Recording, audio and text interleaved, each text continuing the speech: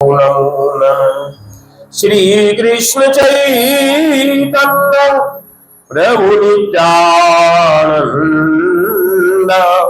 श्री अद्वैत गदाधर श्रीवासादि गौर भक्त वृंद। हरे कृष्णा कृष्ण कृष्ण हरे हरे, हरे राम राम राम हरे हरे। सबसे पहले पतित पावन परम करुणामय परमाराध्यतम शिल गुरु महाराज जी के श्री चरण कमलों में कोटि कोटि दंडवत प्रणाम करते उनके हेतु की कृपा मांग। उपस्थित पूजनीय वैष्णव वृंदों के श्री चरण में प्रणत होकर उनके हेतु की कृपा प्रार्थना करता हूँ।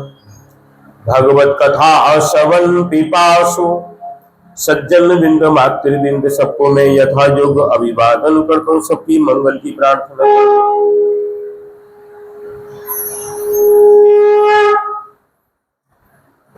हरि गुरु वैष्णवों की कृपा से परमाराध्य शिल गुरु महाराज जी की कृपा से कथा का द्वितीय दिवस है।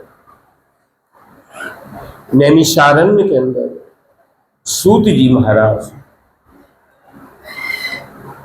क्या कथा सुना रही है। 88,000 ऋषि, क्योंकि भगवत भक्ति है क्या, ये बात श्री रूप गोस्वामी पाद ने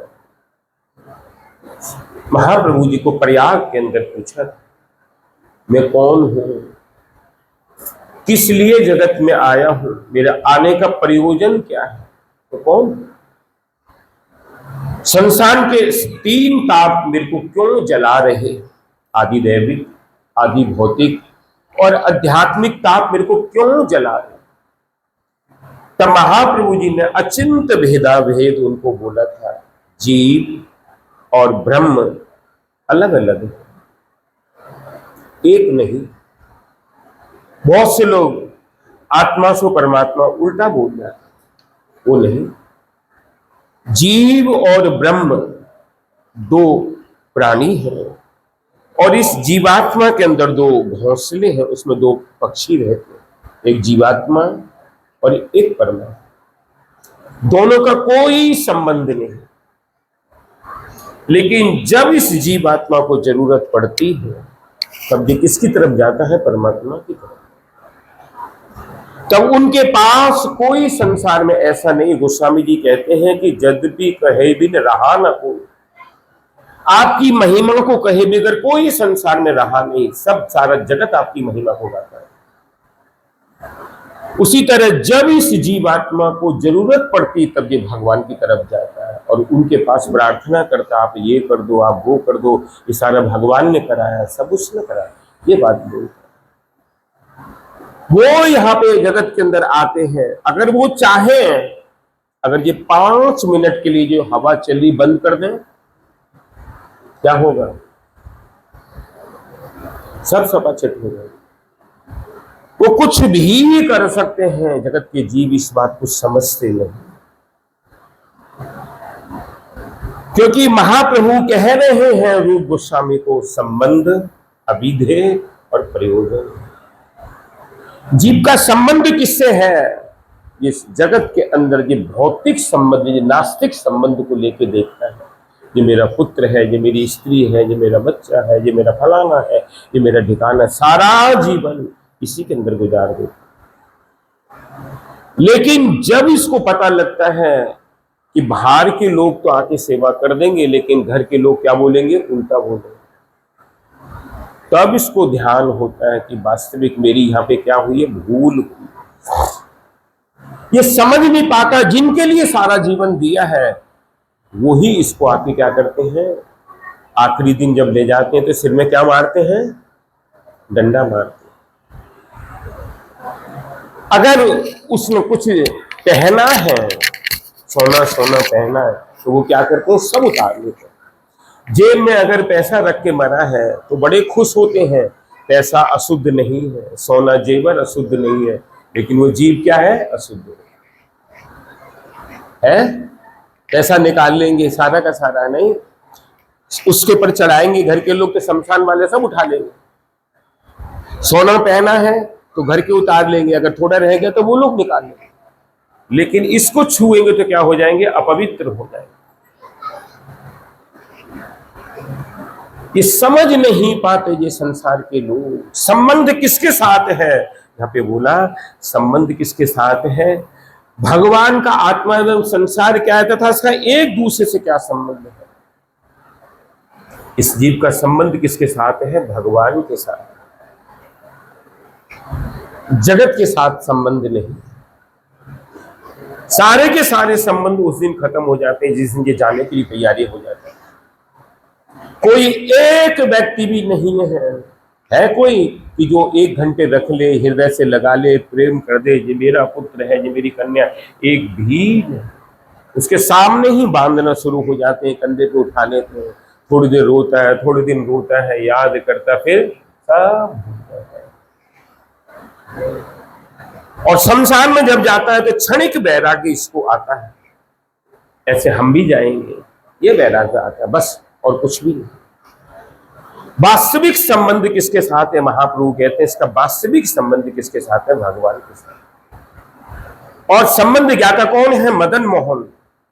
मदन मोहन के दर्शन करके उसके बाद अभिधेय क्या है? भक्ति के विभिन्न अंगों का पालन करना। जब ये भक्ति के विविध अंगों का पालन करता है, मंदिर में जा रहा है, परिक्रमा लगा रहा है, एकादशी व्रत कर रहा है, ये भक्ति के अंग, उनके धाम के अंदर जा रहा है, परिक्रमा कर रहा है, रातों दिन दुनिया भर के व्रत कर रहे, ये कर लो, वो कर लो, उसका कर लो, उससे कोई फायदा नहीं हो रहा। उससे किसका फायदा हो रहा है? एकमात्र संसार का फायदा हो रहा है। लेकिन अगर एक एकादशी जी व्रत करता है तो माधव तिथि भक्ति जननी यतने पालन कर। माधव तिथि भक्ति हृदय एकादशी क्या है? भक्ति की जननी। भक्ति वहां से क्या होगी? पैदा होगी, प्रकट होगी। विविध भक्ति के अंगों को करेगा, धाम के अंदर जाएगा, परिक्रमा करेगा। वृंदावन में जाके देखो, गोवर्धन लाखों लाखों लोग परिक्रमा करते, किस लिए? गोवर्धन के रास्ते के अंदर क्या करेंगे? मकान बना देंगे, ईंटों से हमारा मकान बन जाए, कोई कहेगा ये हो जाए। एकमात्र कोई जाता नहीं कि हे गिरिराज जी हमारे को भक्ति प्राप्त हो। राधा कुंड के अंदर एक संत रहते, उनका नाम है चैतन्य बाबा है, चैतन्य दास। दिन में 3 परिक्रमा करते हैं गिरिराज जी की पूरी 84। अभी चल नहीं सकते, पैर सारे खिस गए हैं, कपड़े बांध के, तब भी एक परिक्रमा तो करनी। जाके देखो वो संत कहा राधा उसमें बरसाने के अंदर विनोद बाबा है, क्या बोलते हैं जब रोजाना संध्या में राधा रानी के यहाँ पे, और क्या गाते हैं? मन मा लगो मेरो बरसाने में, यहाँ बिराजे राधा रानी। कहीं जाने का मतलब नहीं, ब्रज छोड़ के जाना ही। अपार महिमा भक्ति के अंगों का पालन करना है। वो कौन सा पालन है? एकमात्र एकादशी व्रत। दुनिया भर के व्रत कर रहे हैं, लेकिन मांग क्या रहे हैं? साल में 4 नवरात्रे आते हैं, 2 गुप्त होते हैं और 2 प्रकट है। चैत्र का प्रकट है और अभी आएगा क्वार में वो प्रकट। और 9 दिन व्रत करेंगी माता, और क्या मांगेंगी माता से? ओम जयंती मंगला काली भद्रकाली कपालिनी दुर्गा क्षमा शिवरात्रि स्वा सदा नमस्ते जय तुम देवी जय भूतरानी जय सर्वगते देवी कालरात्रि नमोस्तुते रूपम देहि यहं देहि यशो देहि यशोदा पत्नी मनोरमा देहि मनोर पत्नी दे दे दे दे दे दे दे दे। उनसे मांग रहे, माता भी कह रही ले ले। एक भक्त नहीं आता कि जो माता से कहे माता कि अपने जो कृष्ण भक्ति हमको दे दो। गोपी क्या मांगती थी? योग माया से क्या मांगती थी? कृष्ण भक्ति। एक भी नहीं आते कि कृष्ण भक्ति हमें दे दो। गोपियां उपासना करती थी कात्यायनी की, लेकिन मांगती क्या थी? कृष्ण भक्ति। पता लगेगा इसको, वास्तविक भक्ति के विभिन्न अंगों का जब पालन करेगा तब भक्ति वहां पे तो क्या होगा? किसके हृदय में समा जाएगा? गोविंद जी के हृदय के अंदर, गोविंद देव जी के हृदय में समा। और अभिधेय प्रयोजन क्या है इसका? जीवन का परम लक्ष्य, जीवन का परम लक्ष्य है क्या, उस दिन पता लगता है। जब कंधे पे उठते हो तो घर के लोग क्या बोलते हैं, सारे लोग क्या बोलते हैं, राम नाम सत्य है। हम लोग महामंत्र बोलते हैं। उस दिन बोल के जाओ कि हमको मेरा नाम सत्य बोलना। कोई बोलेगा तुम्हारा नाम? क्या सुनाएंगे तुमको? भगवत नाम सुनाएंगे। आखिरी जीवन तक तुमको क्या सुनाएंगे? जब क्रिया का दिन आएगा देहरादून में, हमें बहुत लोग कहते हैं महाराज 1 घंटे के लिए आना है भगवत नाम करने के लिए, ज्यादा बढ़ाना नहीं है। अरे क्या हो गया अगर हरि नाम बढ़ गया तो कथा? नहीं नहीं नहीं नहीं नहीं, 1 घंटे से ज्यादा नहीं, ये बात बोलते हैं। आखिरी दिन तक उनको भगवत नाम सुनाया जाए। कोई भागवत कराता है, कोई कुछ कराता है, कोई क्या, तुम्हारी कोई बात नहीं बात तो करता ही नहीं। अपने सुख के लिए रोते हैं, तुम्हारे लिए कोई भी। जीवन का प्रयोजन क्या है? जीवन का प्रयोजन है भगवान के गोपीनाथ के चरणों में जाना। बहुत से लोग एक ही दिन के अंदर मदन मोहन करोली मुख दर्शन करते हैं और गोविंद देव जी का हृदय दर्शन करते हैं और गोपीनाथ के चरण दर्शन करते हैं। ये क्या है? संबंध, अविधेय और प्रयोजन, ये महाप्रभु ने बोला। ये परम लक्ष्य जब तक हम ये समझेंगे नहीं, भागवत भक्ति का ग्रंथ है। और जितने भी ग्रंथ और जो 17 पुराण लिखे वो कर्म कांड के लिख के रख दिए। आगे बोलेंगे इस बार। जब भगवान आते हैं जगत के अंदर तो उनके 24 अवतार होते, 10 अवतार मुख्य होते और 14 अवतार अलग होते हैं। कोई अवतार, क्या क्या अवतार है? कोई कैसा है? मनवंतर है, कोई लीला है, कोई गुण अवतार है, कोई सत्यावेश अवतार है। अलग अलग अवतार भगवान के बनाए। इसमें 24 अवतार जब आते हैं तो प्रथम अवतार है भगवान का सनक सनंदन सनातन सनत कुमार। बारहादेव नारद जी, धर्म की पत्नी मूर्ति के हाथ से नर और नारायण, कपिल देव, दत्तात्रेय, यज्ञदेव, ऋषभदेव, पृथु जी, मीन, कूर्म, धन्वंतरी, मोहिनी, नरसिंह भगवान, वामन देव, परशुराम, वेदव्यास, मर्यादा पुरुषोत्तम भगवान श्री रामचंद्र, बलदेव, भगवान श्री कृष्ण। हालांकि श्री कृष्ण 24 अवतार में नहीं है, वो अवतारों के भी अवतारी हैं। और बुद्ध देव, कल्कि, हंस और हयग्रीव, ये 24 अवतार। ब्रह्मा जी को जब आज्ञा मिलती है तो मन से पुत्र को प्रकट करते हैं। वो कौन है? सनक सनंदन सनातन सनत कुमार, जिनको हम चतुर्सन कहते हैं। वो जब जगत में आते तो हमेशा 5 साल की उम्र उनकी रहती है, लंगोटी बांध के सारे जगत में कृष्ण भक्ति का प्रचार करते। इन्हीं सनक सनंदन सनातन सनत कुमार ने ज्ञान भक्ति वैराग्य को हरिद्वार में कथा सुनाई, ये कल आपने श्रवण। इन्हीं चतुर्सन ने क्या किया था कि जय और विजय को श्राप दिया। ये चतुर्सन कहलाते हैं, हर समय कृष्ण भक्ति का प्रचार करते हैं। द्वितीय अवतार के अंदर दूसरा अवतार है बसति दसन शिखरे धरनी तब लगना, शशिन कलंक कले निमग्ना, केशव धीता सुकर रूपा जय जगदीश है। भगवान बारहा देव के रूप में आते हैं। उनको आदि बारहा कहते हैं, श्वेत बारहा कहते हैं, श्याम बारहा कहते हैं। भगवान उस रूप के अंदर आते हैं और आके जगत के अंदर क्या करते हैं? असुरों को संहार करके पृथ्वी को स्थापन करते हैं और भगवान जाते हैं। यही बारहा देव कहां पर पहुंचे? तिरुपति में। उसको कह रहे हैं तिरुमाला। तिरुमाला को जब देखा तो बहुत अच्छा लगा, वहां पर रहे। जब रहे, वहां के राजा की कन्या है पद्मावती, उनके साथ विवाह किया। उसको वहां की भाषा में, तेलुगु भाषा में बोलने लगे कल्याणम। वो क्या कहते हैं? बारहा देव से कौन हो गए? बालाजी हो गए, तिरुपति बालाजी। जब जाओगे आदि बारहा है वो, जाके देखोगे तो साक्षात प्रथम वैकुंठ है। आपके पास क्या वैभव है? ये जितनी माताएं बैठी हैं अभी और आएंगी, सारी मिला के 1 किलो सोना नहीं मिलेगा आपके पास किसी के पास। और वहां एक एक दिन में कुंटलों के हिसाब से सोना चढ़ रहा है। हुंडी के अंदर जाके देखो, मंदिर सोने का, हॉल सोने का, सब कुछ। उनका जो रथ ब्रह्म उत्सव होता है, हम तो यहाँ ढूंढते फिरते हैं, गाड़ी में बैठा दो भगवान को, वहां पे रथ है सोने का रथ, पूरा सोने का रथ, बड़े बड़े स्टेडियम, चारों तरफ लोगों को बैठाया जाता है, बड़े बड़े हॉल, यहाँ पे लाखों लोग प्रसाद पाते हैं। कहां से आता है, क्या होता, कुछ नहीं।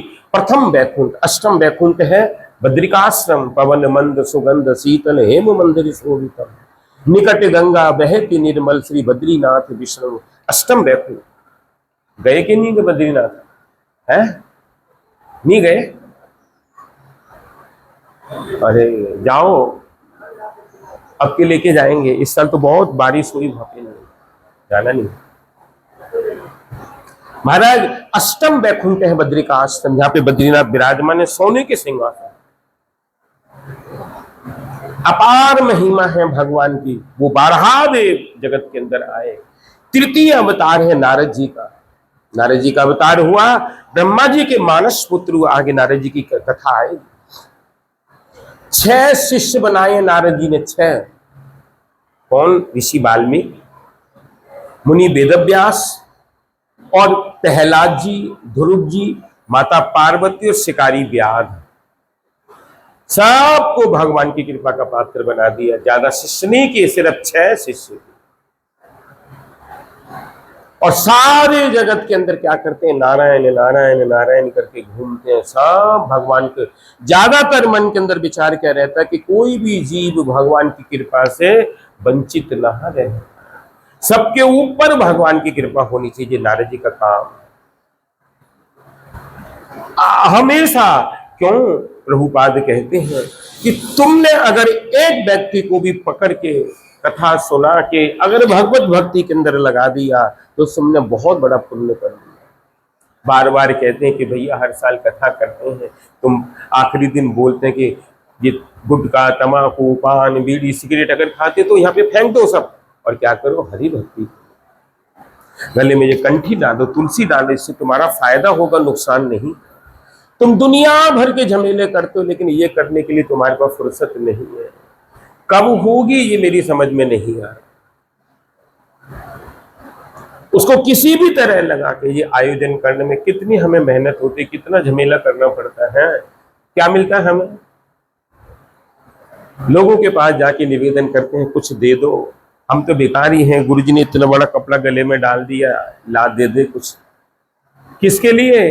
अपने लिए नहीं, लोगों के लिए। जे कितने लोग प्रसाद पाएंगे, कितना आनंद मनाएंगे, हमें क्या मिलेगा? हमें तो कोई यहाँ से प्रसाद भी नहीं देता है। किसके लिए? सारे जगत के लोगों का क्या हो जाएगा? कल्याण हो जाएगा। एक बार भी अगर वो भगवत नाम ले लेगा तो उसी का परम मंगल होता है। अपने भोग के लिए कितना पैसा खर्च कर देगा, लेकिन अगर सेवा के लिए मांगने जाएंगे, इतने लोगों के देना है उनको, वो प्रसाद पाएंगे, सब कुछ होगा। नहीं, ये 11 रुपए ले जाओ, ये 10 रुपए ले जाओ। ये जीव जब तक समझेंगे नहीं तब तक वो उनका काम बनेगा नहीं। नारद जी का क्या काम? सारे जगत के लोगों को भगवत भक्ति में लगाना। उसके बाद चौथा अवतार है धर्म की पत्नी, मूर्ति के हाथ से नर और नारायण ऋषि। कौन है नर नारायण? नर के रूप में है अर्जुन और नारायण के रूप में भगवान। बद्रिकाश्रम के अंदर जाके यहाँ बद्रीनाथ विराजमान है, वो नारायण पर्वत है। और उनके सामने जो पर्वत है देखोगे, आमने सामने 2 पर्वत है, बीच में गंगा जी। कौन कौन पहले? अलकनंदा। जाके नीचे से अलकनंदा गुजर रही है और ऊपर पुल है। जब जाओगे पुल के ऊपर तो हृदय कांपने लगेगा। वो गंगा जी को ऐसे देखोगे समझो अभी गिरे। इतना वेग है गंगा जी का, इतना वेग है कि हिला देते। वहां पर वो जो सामने वाला पर्वत है वो नर है। नर कौन है? अर्जुन। उस रूप में भगवान विराजमान है। इसके बाद महाराज 5वां अवतार भगवान कपिल देव का, जिनका चरित्र आएगा। माता देवहूति को, करदम जी महाराज को अवलंबन करके आए और सारे जगत में साधु की क्या महिमा है इसका वर्णन। उनका उपदेश सुनेंगे। उसके बाद महाराज 6ठा अवतार आया दत्तात्रेय। दत्त भगवान कहते हैं, दक्षिण में ज्यादा पूजा होती दत्ता।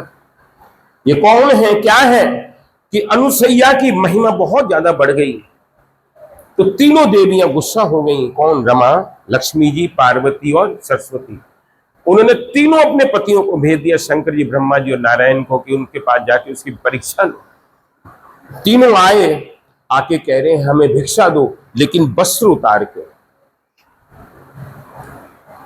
अंदर से बोली मैं अपने पति की सेवा कर रही हूं, अभी आ रही हूं, रुको तुम। बाहर आके देखा तो 3 दरवाजे पे खड़े हैं। कौन? तीनों देव खड़े हैं। अपने योग बल से तीनों को 6-6 महीने का बच्चा बना दिया और लेके कहने के अब जाओ। 1 साल हो गया अंदर पड़े हैं बेचारे, देखते भी नहीं। तब वो तीनों देवियां कह रही हैं नारद जी से, वो कहाँ गए? कहने लगे माता वो कहाँ है? अत्रि के आश्रम पर, अनुसैया के यहाँ पर चित्रकूट में उनका आश्रम। जब गई, जाके जाओ ढूंढो अपने पन, कोई किसी को उठा रही है, कोई किसी को उठा रही है। उन्होंने तीनों को एक कर दिया, वो हुए दत्तात्रेय, दत्त भगवान दत्तात्रेय। 3 मुख हैं उनके, 3 मुख दत्तात्रेय। इन्होंने 24 गुरु बनाए। इनकी कथा आखिरी दिन आएगी महाराज। इसके बाद 7वां अवतार हुआ यज्ञदेव। यज्ञदेव की पत्नी का नाम क्या हुआ? स्वाहा।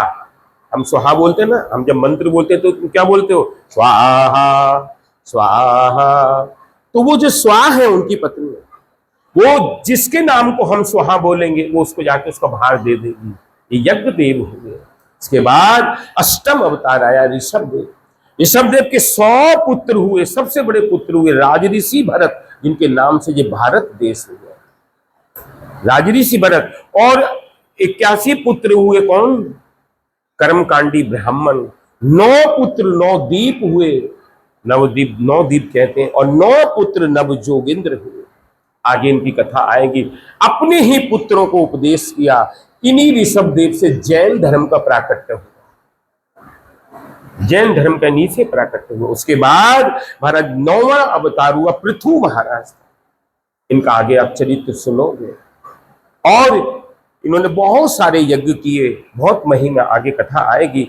10वां अवतार के अंदर प्रलय पयोद जले धितवानी सवेदम विहित बहित्र चरित्र मख खेदम केशवधीता मीन शरीरा जय जगदीश। भगवान मीन अवतार, मत्स्य रूप में, मछली के रूप के अंदर आए और आके प्रलय होने से पहले सब कुछ बतलाया सत्यवत मुनि को। आगे कथा आएगी। इसके बाद 11वां अवतार भगवान का आया। शित्रति विपुल तरे तिष्ठति तव पिष्टे धरणी धरन किन्न चक्र गरिष्ठे केशवधीता कूर्म शरीरा जय जगदीश। अरे भगवान कूर्म देव के रूप में, मतलब कच्छप के रूप में आए। कब? जब समुद्र मंथन हो रहा है, मंदराचल पाताल में जा रहे हैं, अपनी पीठ के ऊपर मंदराचल धारण करके भगवान प्रकट हुए। ये कूर्म अवतार हुआ। कूर्म क्षेत्र है कहाँ? दक्षिण भारत में कूर्म क्षेत्र है, वहां पर प्रकट हुए। इसके बाद 12वां अवतार हुआ धनवंतरी। कब? कौन से दिन? धनतेरस के दिन। एक हाथ में अमृत और एक हाथ में आयुर्वेद लेके भगवान प्रकट हुए। ये धनवंतरी अवतार। और 13वां अवतार हुआ जब अमृत को लेके असुर भागे, तब भगवान मोहिनी के रूप में, विश्व मोहिनी के रूप में आए और असुरों को क्या बनाया? पागल बनाया, अपना रूप दिखा के। ये कौन सा 13वां अवतार हुआ? माया थी भगवान की। 14वें अवतार के अंदर क्या कहते हैं? तब कर कमल वरे नख अद्भुत सिंगम दलित हिरण्या कशपु तनु भिंगम केशवधीता नर हरि रूपा जय जय। वैशाखी शुक्ल पक्ष चतुर्दशी के दिन अपने भक्त प्रहलाद के कहने से खंबे से भगवान प्रकट हुए। संध्या के समय खंबे से भगवान प्रकट। आधे नर और आधे क्या थे? सिंह। और भगवान हुंकार भर रहे थे। किसके लिए? मेरे भक्त प्रहलाद ने कहा इस खंबे के अंदर क्या है? भगवान है। उनकी रक्षा करने के लिए आप जाके देखोगे सिंहाचलम, यहां पे भगवान नरसिंह देव का प्राकट्य है। वहां पे क्या है? साल भर नरसिंह भगवान काय में रहते हैं? चंदन के अंदर रहते हैं। नरसिंह चतुर्दशी के दिन चंदन हटाया जाता, उसमें से प्रकट होता। हर साल भर जाके देखोगे गोल चंदन, उसके ऊपर तिलक लग रहा है, गोल के अंदर रहते हैं। सिर्फ नरसिंह सिंहाचलम, सिंहाचलम वहां पर भगवान का। और बहुत जीर्ण नरसिंह, पाना नरसिंह, अनेक नरसिंह है, लेकिन सिंहाचलन के अंदर जाके देखो नरसिंहदेव साक्षात प्रकट। इसके बाद महाराज इनके शिष्य कौन हैं? प्रहलाद जी महाराज। ये नरसिंह भगवान का प्राकट्य। उसके बाद 15वां अवतार भगवान का क्या हुआ? छल जसि विक्रमे बलि अद्भुत बामन, पदनख नीर जनित जन पावन, केशव दीता बामन रूपा जय जगदीश हरे। बलि महाराज को छलने के लिए नर्मदा नदी के तट पे भृगुकच्छ क्षेत्र के अंदर जब गए हैं छलने के लिए, बाद में क्या हुआ? खुद ही छल गए। भक्त के सामने भगवान क्या हो गए? छोटे हो गए, खुद ही चले गए। ये कौन सा अवतार था? वामन अवतार था। कश्यप और अदिति को अवलंबन करके ये भादों की जो द्वादशी आएगी, इस द्वादशी के दिन विजया द्वादशी वामन जयंती श्रवण नक्षत्र के अंदर भगवान प्रकट हुए। आपके जो वामन जयंती आ रही है, द्वादशी का ही व्रत है मेरे गांव, इसलिए सभी लोग व्रत करना उस दिन। श्रवण नक्षत्र के अंदर भगवान वामन देव का प्राकट है। कभी कभी ये द्वादशी का व्रत होता है, हर बार तो एकादशी आती परवर्तिनी, लेकिन इस बार शायद वामन द्वादशी का व्रत। और श्रवण नक्षत्र के अंदर एक बार आप लोगों को ध्यान होगा कि दिन में 2 बजे के बाद पारण हुआ था ये वामन जयंती को। श्रवण नक्षत्र जब आ गया, सबसे उत्तम व्रत है वामन जयंती के, इसलिए कोई चूकना नहीं। ये जरूर अभी आएगी, कुछ दिन के 10 दिन के बाद आएंगे। कल को अमावस्या, इसके 10 दिन बाद वामन जयंती आई। कोई नहीं चूकना, सभी लोग व्रत करना। एक व्रत करने से भगवान प्रसन्न हो जाएंगे। कभी कभी संजोग होता आपके है, इसलिए भगवान वामन देव। इसके बाद महाराज 16वां अवतार छत्री रुद्रमय जगत पापम, शिल्पसि पश्य समित भवतापम, केशवधीता भृगुपति रूपा जय जगदीश हरे। कौन आए? भगवान का सत्याभेश अवतार परशुराम। माता रेणुका और जमदग्नि को अवलंबन करके जगत के अंदर आए। और क्या था? बेकार स्वरूप था महाराज। इनके आश्रम के ऊपर सहस्त्र बाहु अर्जुन, कार्तवीर्य अर्जुन आए अपने 10,000 पुत्रों को लेकर, और कहते आके जमदग्नि को, हमें आप भोजन करा सकते हो क्या? हाँ। कोई चूल्हे नहीं जले, बर्तन नहीं आए, 10,000 को भोजन करा दिया। बढ़िया। उसका दिमाग घूम गया कि ये 10,000 का भोजन कराया कैसे इसने? देखा तो कामधेनु विराजमान। महाराज अपने पुत्रों से बोला कामधेनु को हरण करके ले चलो, इसके पास क्या जरूरत? रंभा रही थी, रो रही थी, कामधेनु जी ले गए। माता रेणुका चिल्लाई, परशुराम तुम कहाँ आओ आए? कि देखो हमने तो 10,000 को भोजन कराया, लेकिन वो हमारी गौ कामधेनु को हरण करके ले गया। कहने लगे अभी जा। सीधे गए सहस्त्र बाहु अर्जुन के, पूरी सहस्त्र बाहु मतलब 500 बाजू इधर 500 इधर, सहस्त्र का मतलब 1000, काटी बाजुओं को समाप्त करके कामधेनु को लाके, तब जमदग्नि गुस्सा हो गए, हम ब्राह्मण लोग हैं, किसी की हत्या करेंगे, भगा दिया एकदम, भागे यहां से। सीधे चले गए कहा? महेंद्र पर्वत के ऊपर, गुस्सा में चले गए। पीछे से 10,000 आए और जमदग्नि का गला काट के ले गए। तब रेणुका जो थी 21 बार चिल्लाई, आए क्या बात है, हमने उनको 10,000 को भोजन कराया, उसके पुत्र आए और हमारे पति का गला काट के ले गए, तुम्हारे पिता का, अभी जाता। और मैंने तेरे को 21 बार आवाज लगाई, तब कहा माता मैं प्रण करता हूं कि संसार से क्षत्रियों को 21 बार हटाऊंगा, मैं सबको समाप्त कर दूंगा। तब गए सीधे जाके उन 10,000 को समाप्त करके अपने पिता का गला लाके लगा दिया। महाराज क्षत्रियों को 21 बार पृथ्वी से क्या कर दिया? समाप्त कर दिया। सिर्फ 2 बालक बचे क्षत्रियों के। 2 वंश हैं क्षत्रियों के, एक सूर्य वंश, एक चंद्र वंश। 2 वंश हैं क्षत्रियों के। अभी 2 बालक बचे हैं, इनको खुशबू आती है। दोनों के दोनों एक ऋषि के पास आके बोले कि महाराज आप हमारी रक्षा करिए, हमारे पीछे परशुराम आ रहे हैं, हमें मार देंगे, जान से खत्म कर देंगे। कहने लगे देखो तुम दोनों मेरे पास बैठ जाओ, जब परशुराम आए तुमसे पूछे कि तुम कौन हो? छत्री। तुम कहना हम छत्री नहीं, हम खत्री हैं। खत्री कोई जाति नहीं। कौन है? सारे के सारे छत्री, कोई सूर्यवंश, कोई चंद्र। यहाँ पे भागवत में वर्णन है, नवम स्कंद में देखना पूरा वर्णन। सब के सब क्षत्रिय है, सूर्यवंश और चंद्रवंश, दो वंश है क्षत्रिय, यादव उसी के अंदर, सब उसके अंदर, सब क्षत्रिय। महाराज इसके बाद इन्हीं परशुराम ने ऐसा प्रकट काम किया। एक दिन क्या हुआ, माता रेणुका पानी भरने के लिए गई। जब गई तो वहां पे चित्ररथ गंधर्व जो थे नहा रहे थे, उनको देख के कुछ आकृष्ट हो गए, उनको आने में देर हुई। जब देर हुई, जमदग्नि बोले आने में देर क्यों हुई? नहीं नहीं कुछ नहीं।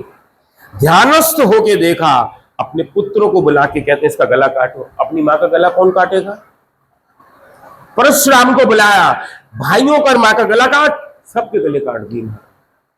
तब जमदग्नि बड़े प्रसन्न हुए, कहने लगे क्या चाहिए?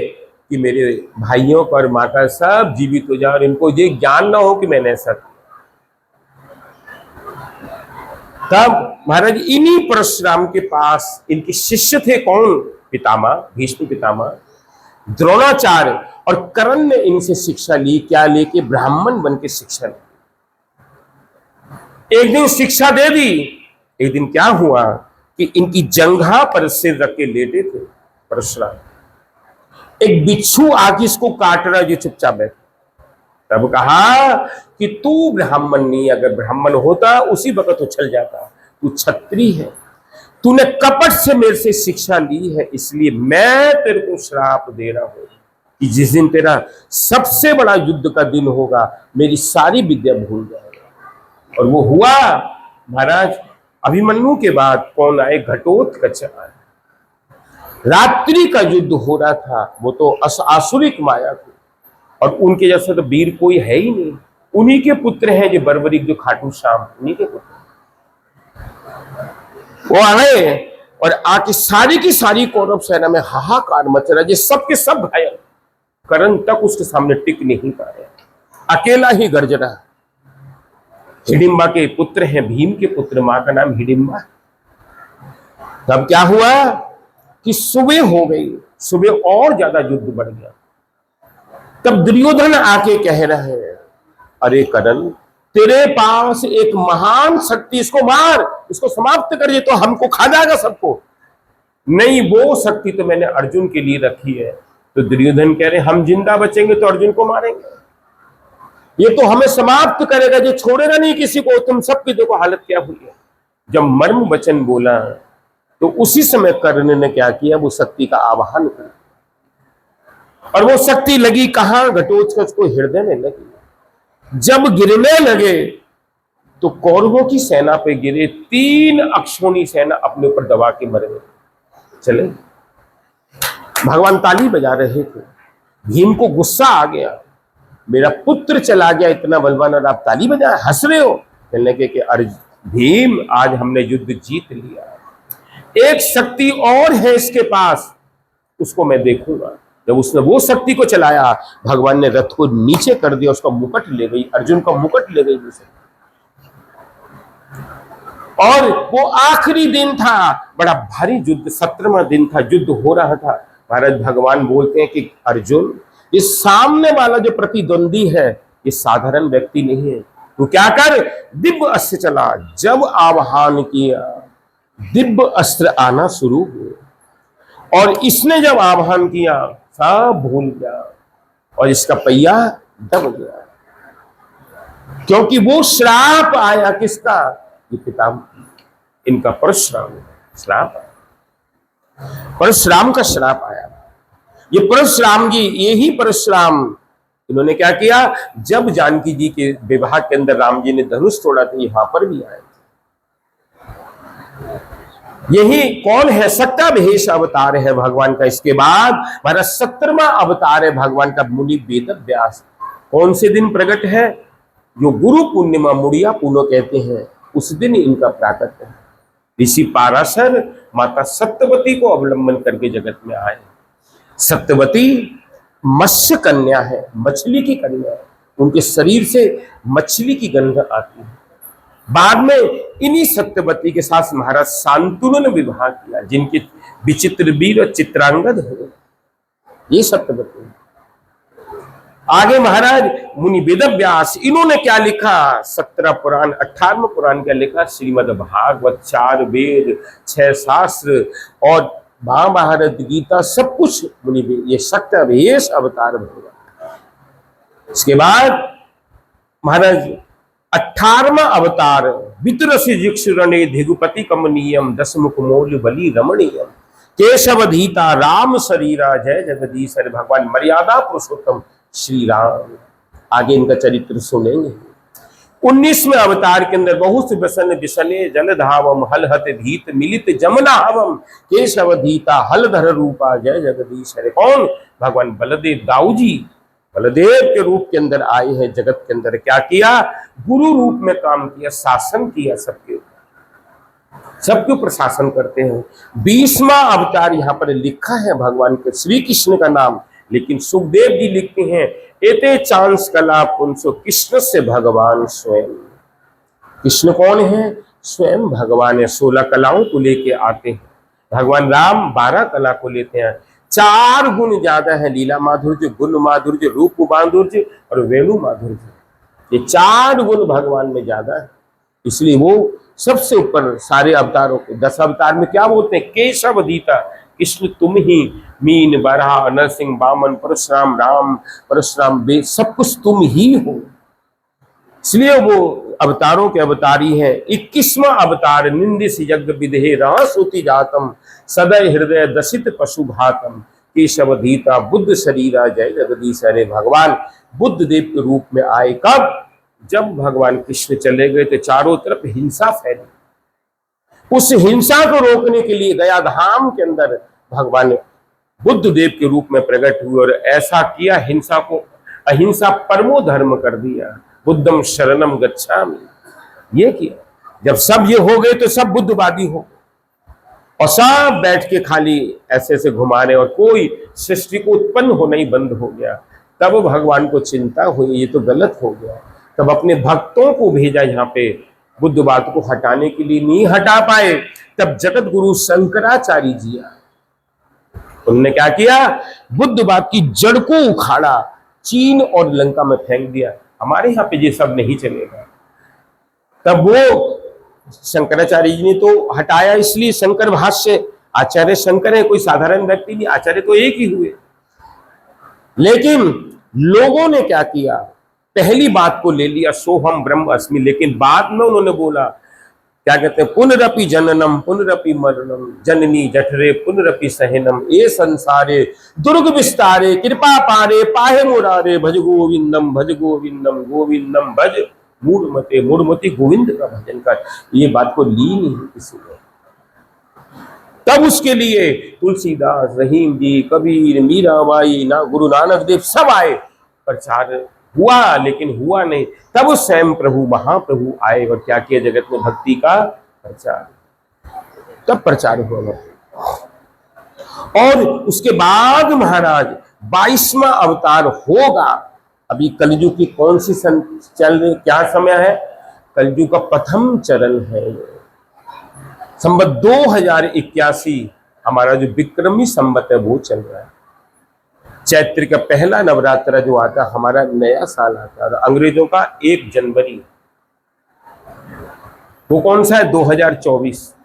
भगवान को गए 5,500 साल हो चुके हैं, श्री कृष्ण को गए 5,500 साल हो चुके हैं। और ये कलयुग का प्रथम चरण चल रहा है। और आयु कितनी है? 4,32,000। कलयुग की आयु 4,32,000। और अभी कितना समय चल रहा है? थोड़ा भी, जरा भी नहीं गया।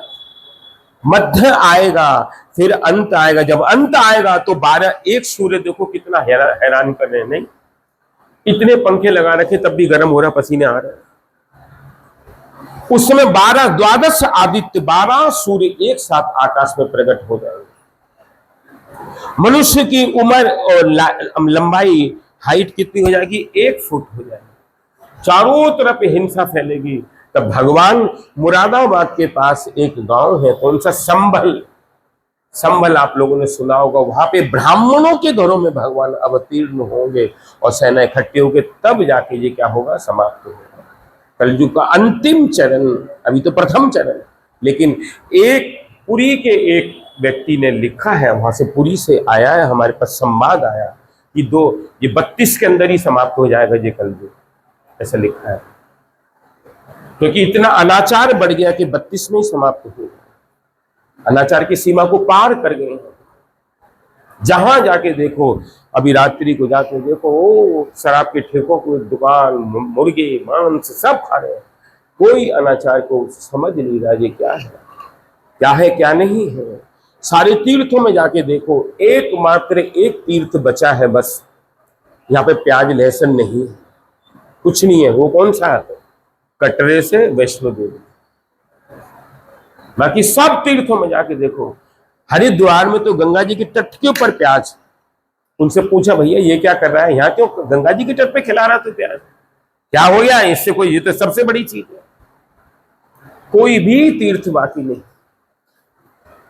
इसलिए वो कलयुग का भगवान कल्कि के रूप में आएंगे। निंदिश यज्ञ विदेश मलेक्ष निवधने कल यसी करवालम धूम कीर्तमिव किमपि करालम केशवधीता कल की शरीरा जय जगदीश हरे। भगवान कल्कि के रूप में आएंगे।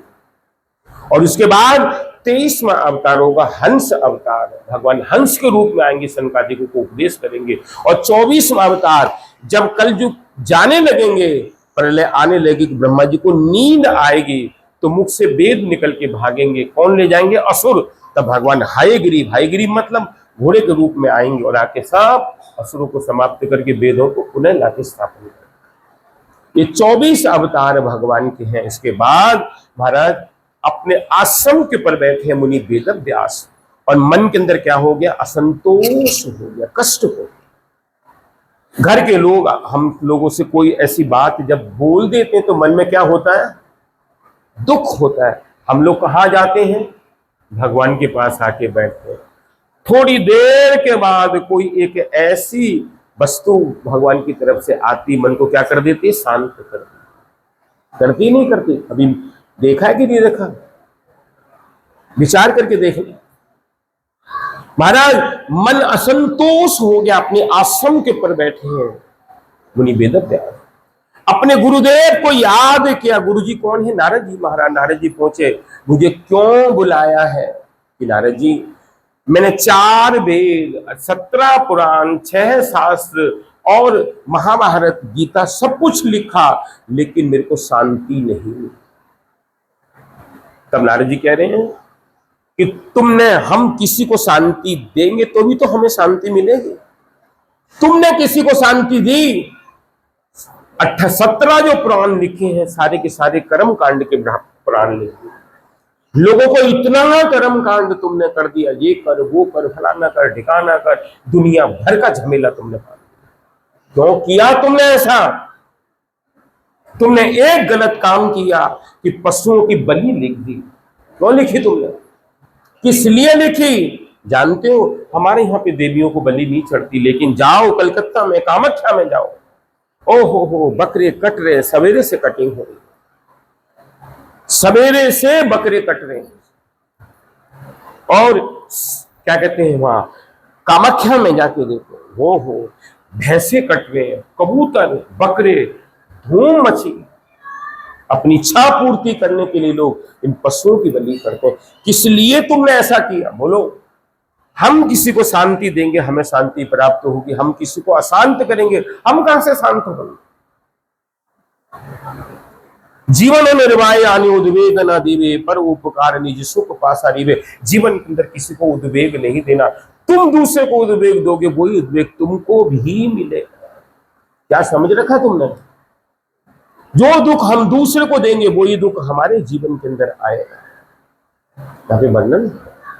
इसलिए तुमने कहीं भी कृष्ण भक्ति की महिमा को प्रचारित नहीं किया, लिखा ही नहीं कहीं। नहीं, मैंने लिखा ना, एकाग्र हो कि तुम कृष्ण भक्ति को लिखो। मेरे पितामह ने मुझे 4 श्लोक दिए। हम लोग परंपरा गाते ना, कृष्णा हिते चतुर्मुखा, हये कृष्ण सेवा मुखा, ब्रह्मा हिते नारद रमति, नारद हिते व्यास। भगवान के हृदय से 4 श्लोक प्रकट हुए। वो किसको दिए? ब्रह्मा जी को दिए। ब्रह्मा जी ने किसको दिए? नारद जी ने। नारद जी ने वो 4 श्लोक किसको दिए? मुनि वेद व्यास को। लगे जी 4 श्लोक दे के जा रहा हूं, इससे भगवान की महिमा को बन। तब वो ब्रह्मा नारद जी ने क्या किया, वहां पे कह के उपदेश करके चले गए। तब मुनि वेद व्यास ने किसको बुलाया, गणपति, क्योंकि उन्होंने ही पुराण लिखे। आप नैमिषारण्य में जाओ, कुछ पुराण वहां पे लिखेंगे, व्यासपीठ है वहां पे, व्यास गद्दी। और यहां पर बैठ के कहा कि गणपति को कहा कि आप क्या लिखो, पुराण, ये आखिरी मेरा पुराण है, लिखो। गणपति बोले मैं नहीं लिखूंगा। नहीं, आपको लिखना पड़ेगा।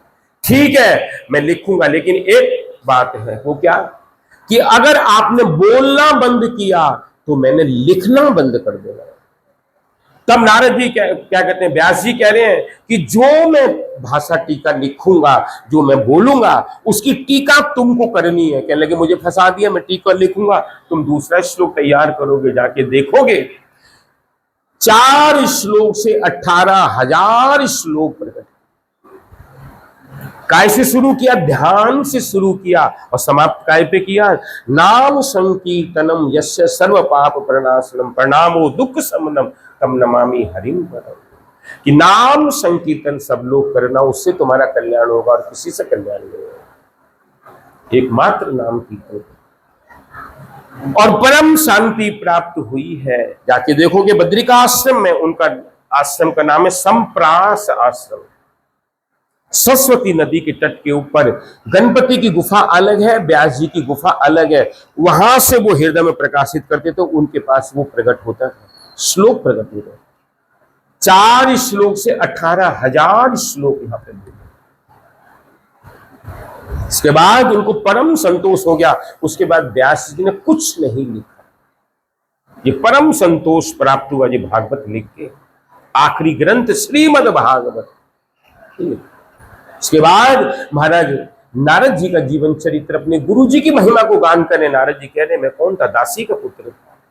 मेरी माँ, मेरे पिता नहीं थे। मेरी माँ घर घर में काम करती थी, रसोई बनाती, बर्तन मांजती, सफाई करती। एक दफे क्या हुआ, यहां हम रहते थे, वहां पे अयोध्या जी के रामानंदी वैष्णव आए, और ये चतुर्मास आषाढ़ की शुक्ल पक्ष देवशयनी एकादशी आ गई। वो लोग वहीं पर रुक गए, चतुर्मास करने लगे। मैं तो बालक था, जाके क्या करता था, सेवा करता था। सब जगह सफाई करना, पानी लाना, बर्तन धो देना, कपड़े धो देना साधुओं के।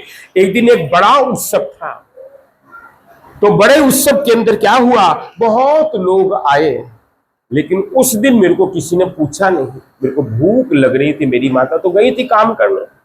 तो जो बड़े महंत जी थे, उनका उचिष्ट प्रसाद खाने के बाद, उसको कहते हैं महाप्रसाद, उचिष्ट प्रसाद, जब बाहर आया वहां पे कोई नहीं है, मैंने वहां से उठा के खा लिया। बस मेरी बुद्धि बदल गई, और बदल के मेरे मन के अंदर आ गया कि अब मैं संसार में रह लूंगा, साधुओं के साथ चला जाऊंगा। जब मैंने अपनी माँ को बोला, मेरी माँ ने महाराज को जाके बोला कि बाबा आप इसको लेके नहीं जाना, मेरा एकमात्र पुत्र यही है, यही मेरे बचपन का सहारा है, बुढ़ापे का सहारा है। चतुर्मास हो गया, उत्थान एकादशी कार्तिक की हो गई, पूर्णिमा करके वो लोग सब चले गए, लेकिन मेरे को छोड़ गए। मेरे मन में दुख हुआ।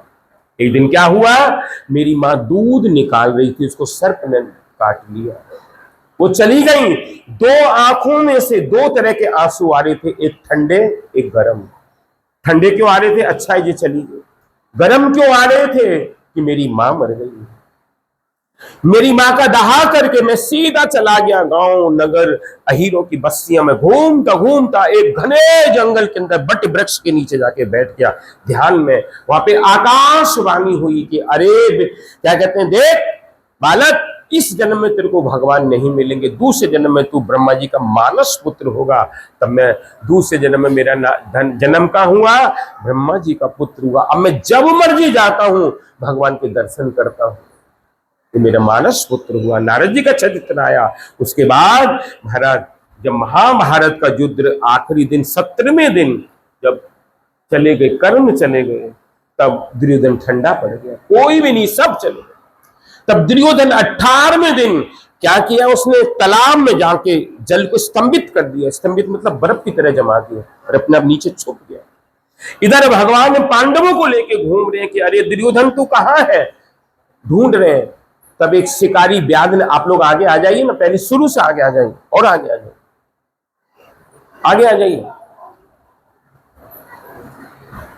महाराज शिकारी व्याध को पूछा कि तुमने दुर्योधन को देखा? कि महाराज हमने सवेरे देखा, वो इस तालाब में गए थे, उसके बाद से जितने स्तंभित हो गए।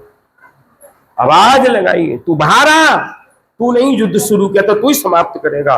दुर्योधन बाहर आया और महाराज भीमसेन और दुर्योधन और क्या दुर्योधन का युद्ध होने लगा, गदा युद्ध। उसी समय बलदेव भी आ पधारे। जब आ गए अब युद्ध हो रहा है महाराज, बड़ा भारी युद्ध होने लगा। क्या हो रहा है कि जब भीमसेन मारते तो दुर्योधन को कुछ भी चोट नहीं लगती, कारण माता गांधारी ने अपनी आंखों की पट्टी खोल के उसको वज्र का बना दिया, थोड़ा सा हिस्सा नीचे का रहेंगे। और जब दुर्योधन मारते हैं भीम को तो उनको चोट लगती, कष्ट होता है बहुत, बड़ा भारी युद्ध हो रहा है। तब अर्जुन कहते हैं भगवान से, केशव मेरे को लग रहा है हमारे भाई हारेंगे। तब कहने लगे, अर्जुन इनको याद दिला क्या कि इसने जब द्रौपदी वस्त्र हरण हो रहा था, इसने क्या प्रतिज्ञा ली थी कि दुर्योधन तेरी जंघा तोड़ूंगा, आज वो दिन है। कहने लगे, केशव नाभि से नीचे तो गदा जाते ही नहीं। कहने लगे, तो फिर आज जाएगा, ये मरेगा नहीं, रुक जा मैं बोलता हूं। और भगवान चिल्लाने लगे, वाह भीम वाह भीम। अचानक भीम की निगाह गई भगवान की तरफ और जंघा पीटने लगे भगवान। याद हो गया, याद हो तो उन्होंने जो मारा और दुर्योधन गिरता चला गया। महाराज उसी समय बलदेव जो थे गुस्सा में आ गए। तब भगवान बोले कि दाऊ जी आज तुम आए हो निर्णय करने के लिए, जब युद्ध की ठहरी थी, ये तुम्हारी बुआ के लड़के हैं, तुमने कहा मैं तीर्थ यात्रा को जा रहा हूं। वो तीर्थ यात्रा पहले थी कि ये काम पहले था? ऐसा क्यों किया तुमने? जानते हो ये महापापिष्ट है। द्रौपदी वस्त्र हरण में इसमें जंघा नंगी करके कहा था कि द्रौपदी को नग्न करके बैठाओ यहां पर, ये वो पापिष्ट है। इसकी वजह से मैं गया था शांति दूत बन के, मैंने इसको समझाया कि देख दुर्योधन तेरी एक जिद की वजह से खून की नदी बहेगी यहां पर। ये माना नहीं। आज भी जाके देखो, यहाँ पे खून गिरा है, वहां पे कुछ नहीं होता कुरुक्षेत्र। ये वो पापिष्ट है।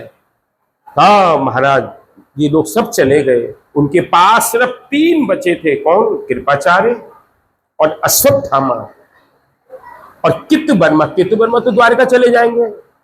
महाराज तीनों गए दुर्योधन के पास। तो दुर्योधन ने उस समय भी क्या किया, अपने रक्त से खून से अश्वत्थामा को तिलक करके कहते हैं कि किसी भी तरह 5 पांडवों के सिर लेके आया।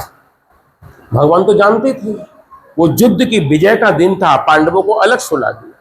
इसने रात्रि में जाके पांडवों के 5 पुत्र और द्रौपदी के भाई धृष्टद्युम्न सबको मार दिया, सबको। सवेरे जब द्रौपदी उठी देखा तो पुत्र मरे, हाहाकार करने लगे। जब हाहाकार करने लगी तब भगवान आए, भाई भी चला गया, पुत्र भी चले गए। तब भगवान कहते हैं कि अर्जुन देख किसके बाण है, कि ये तो अश्वत्थामा थे। कि चलो अश्वत्थामा कहां भाग गया? मुनि वेद व्यास के आश्रम। जब ये लोग आ रहे हैं इनको देखते उसने ब्रह्मास्त्र चला दिया। भगवान बोले अर्जुन तू भी चला। मुनि वेद व्यास ने दोनों हाथ में 2 ब्रह्मास्त्र को रोक दिया। अगर 2 ब्रह्मास्त्र आपस में मिल गए, 2 परमाणु चल गए तो क्या होगा? वो ब्रह्मास्त्र सर्वनाश हो जाएगा। तब कहा अर्जुन, मुनि वेद व्यास कह रहे हैं ये वापिस कर अपना। उन्होंने वापिस ले लिया। तू वापिस कर। अश्वत्थामा को बोला मैं वापिस करना नहीं जानता। तो मूर्ख तूने चलाया तो। उसने दिशा मोड़ दी। अंदर कितना कुटिल भाव है। दिशा मोड़ दी कहां? अभिमन्यु की पत्नी उत्तरा के गर्भ में परीक्षित महाराज हैं, वहां पर छोड़ दिया। उसने जाके परीक्षित के 2 टुकड़े कर दिए। महाराज ये पकड़ के लाए अश्वत्थामा को और लाके द्रौपदी के सामने जाके कहा इसका क्या करना है? तो द्रौपदी कहने लगी केशव इसको छोड़ दो। क्यों? जैसे मैं रो रही हूं इसकी माता कृपी रोएगी, इसको छोड़ दो। कहने लगी नहीं द्रौपदी, इसने वो जंग अपराध किया है कि सो रहे हैं प्राणी, उनको मारा है, बालकों को मारा है। रुक जाओ अभी बतलाता हूं तेरे को। अर्जुन इसकी मणि निकाल, हम मणि थी, और कहा तेरे को मैं श्राप दे रहा हूं तेरा ये घाव कभी नहीं सूखेगा, तू भूखा प्यासा घूमेगा, तेरे को कोई खाना भी नहीं देगा, तड़पता घूमेगा। आज तक अश्वत्थामा किसी किसी को मिलते हर समय घाव से पस निकल ही रहा है। ये श्राप हुआ अश्वत्थामा। उसके बाद भगवान कहाँ गए? उत्तरा के गर्भ में गए और परीक्षित की रक्षा की, इसलिए उनका नाम हुआ परीक्षित, पर इच्छा से जीने वाले, ये नाम। के बाद महाराज क्या हुआ कि भगवान सीधे किसके पास गए? कुंती के पास गए। कुंती कौन है? सगी बुआ। वसुदेव जी की 5 बहन है, कुंती सबसे बड़ी। उनके पास जाके बोला, बुआ तुम्हारे सारे शत्रु खत्म हो गए, अब कोई शत्रु बाकी नहीं, मैं जा रहा हूं, अब आप लोग आराम से रहना। तो कुंती क्या कह रही है? ये सब तुम कहते हो कि सारे के सारे शत्रु समाप्त हो गए, लेकिन मैं कहती हूं शत्रु और पैदा हो गए, शत्रु और पैदा हो गए। कहां? कौन शत्रु पैदा हो गए? काम, क्रोध, लोभ, मोह, मद, अभिमान, ये सारे के सारे शत्रु पैदा हो, ये सारे शत्रु पैदा हो। अरे केशव, वो दिन याद करो कि जब तो हमारे दुख के दिन थे, तुम हमारे साथ थे। वो दिन याद कर जब ये भीम छोटा सा था और इसको क्या किया? ये दुर्योधन ने खीर में जहर खिला दिया। ये इतना बड़ा पापिष्ट है दुर्योधन, तब तुमने रक्षा की। उसके बाद तुमने क्या किया कि द्रौपदी बस हरण में तुमने रक्षा की। जब कपट हुआ था जुए के अंदर, तब तुमने रक्षा की।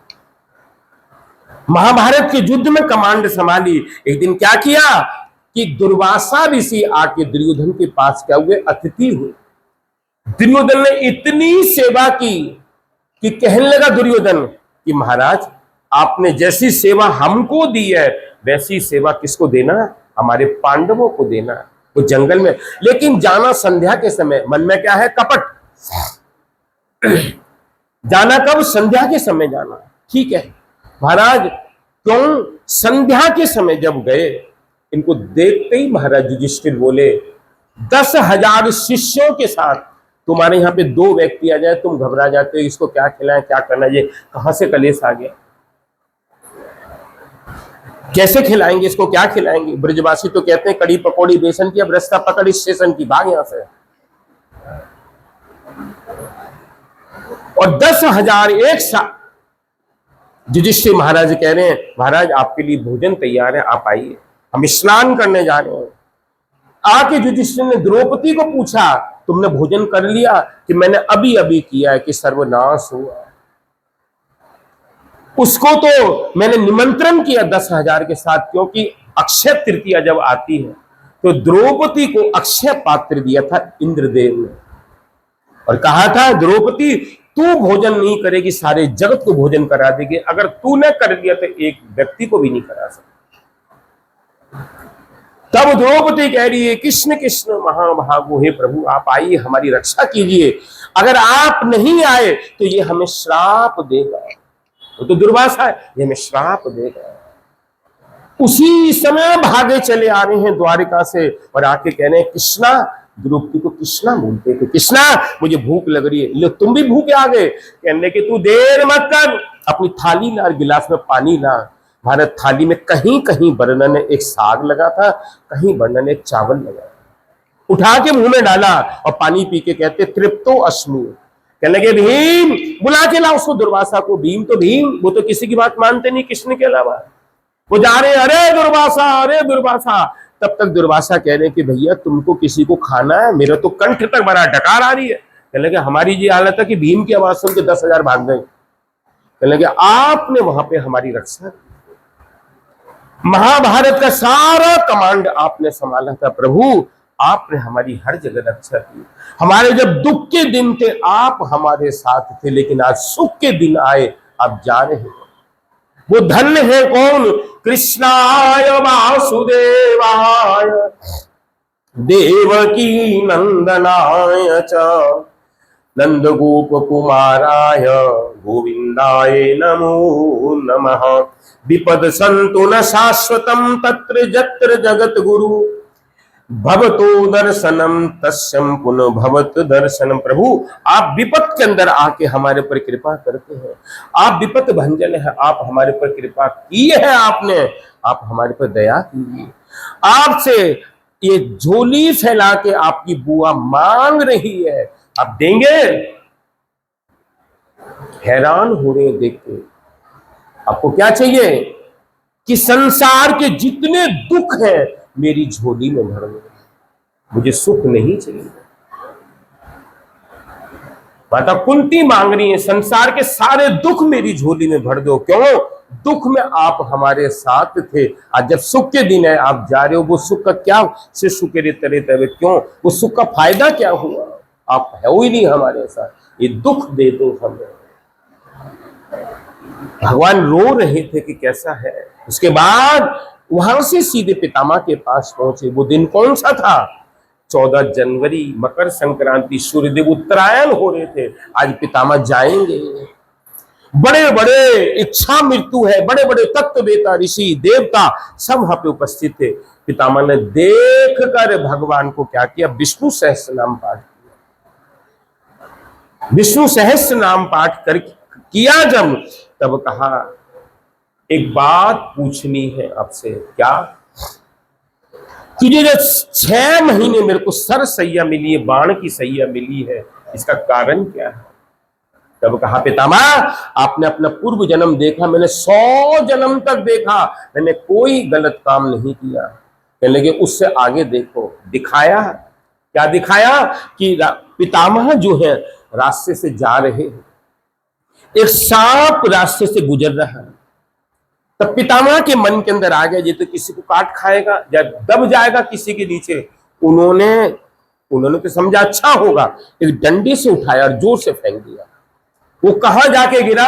नाक फली आती कांटे ऐसे गोल गोल उछत्ता हो जाता, उसके ऊपर जाके गिरा। जोर से गिरा, सारे शरीर में कांटे बिध गए और 6 महीने के अंदर रस टपक टपक के उसकी मृत्यु हुई।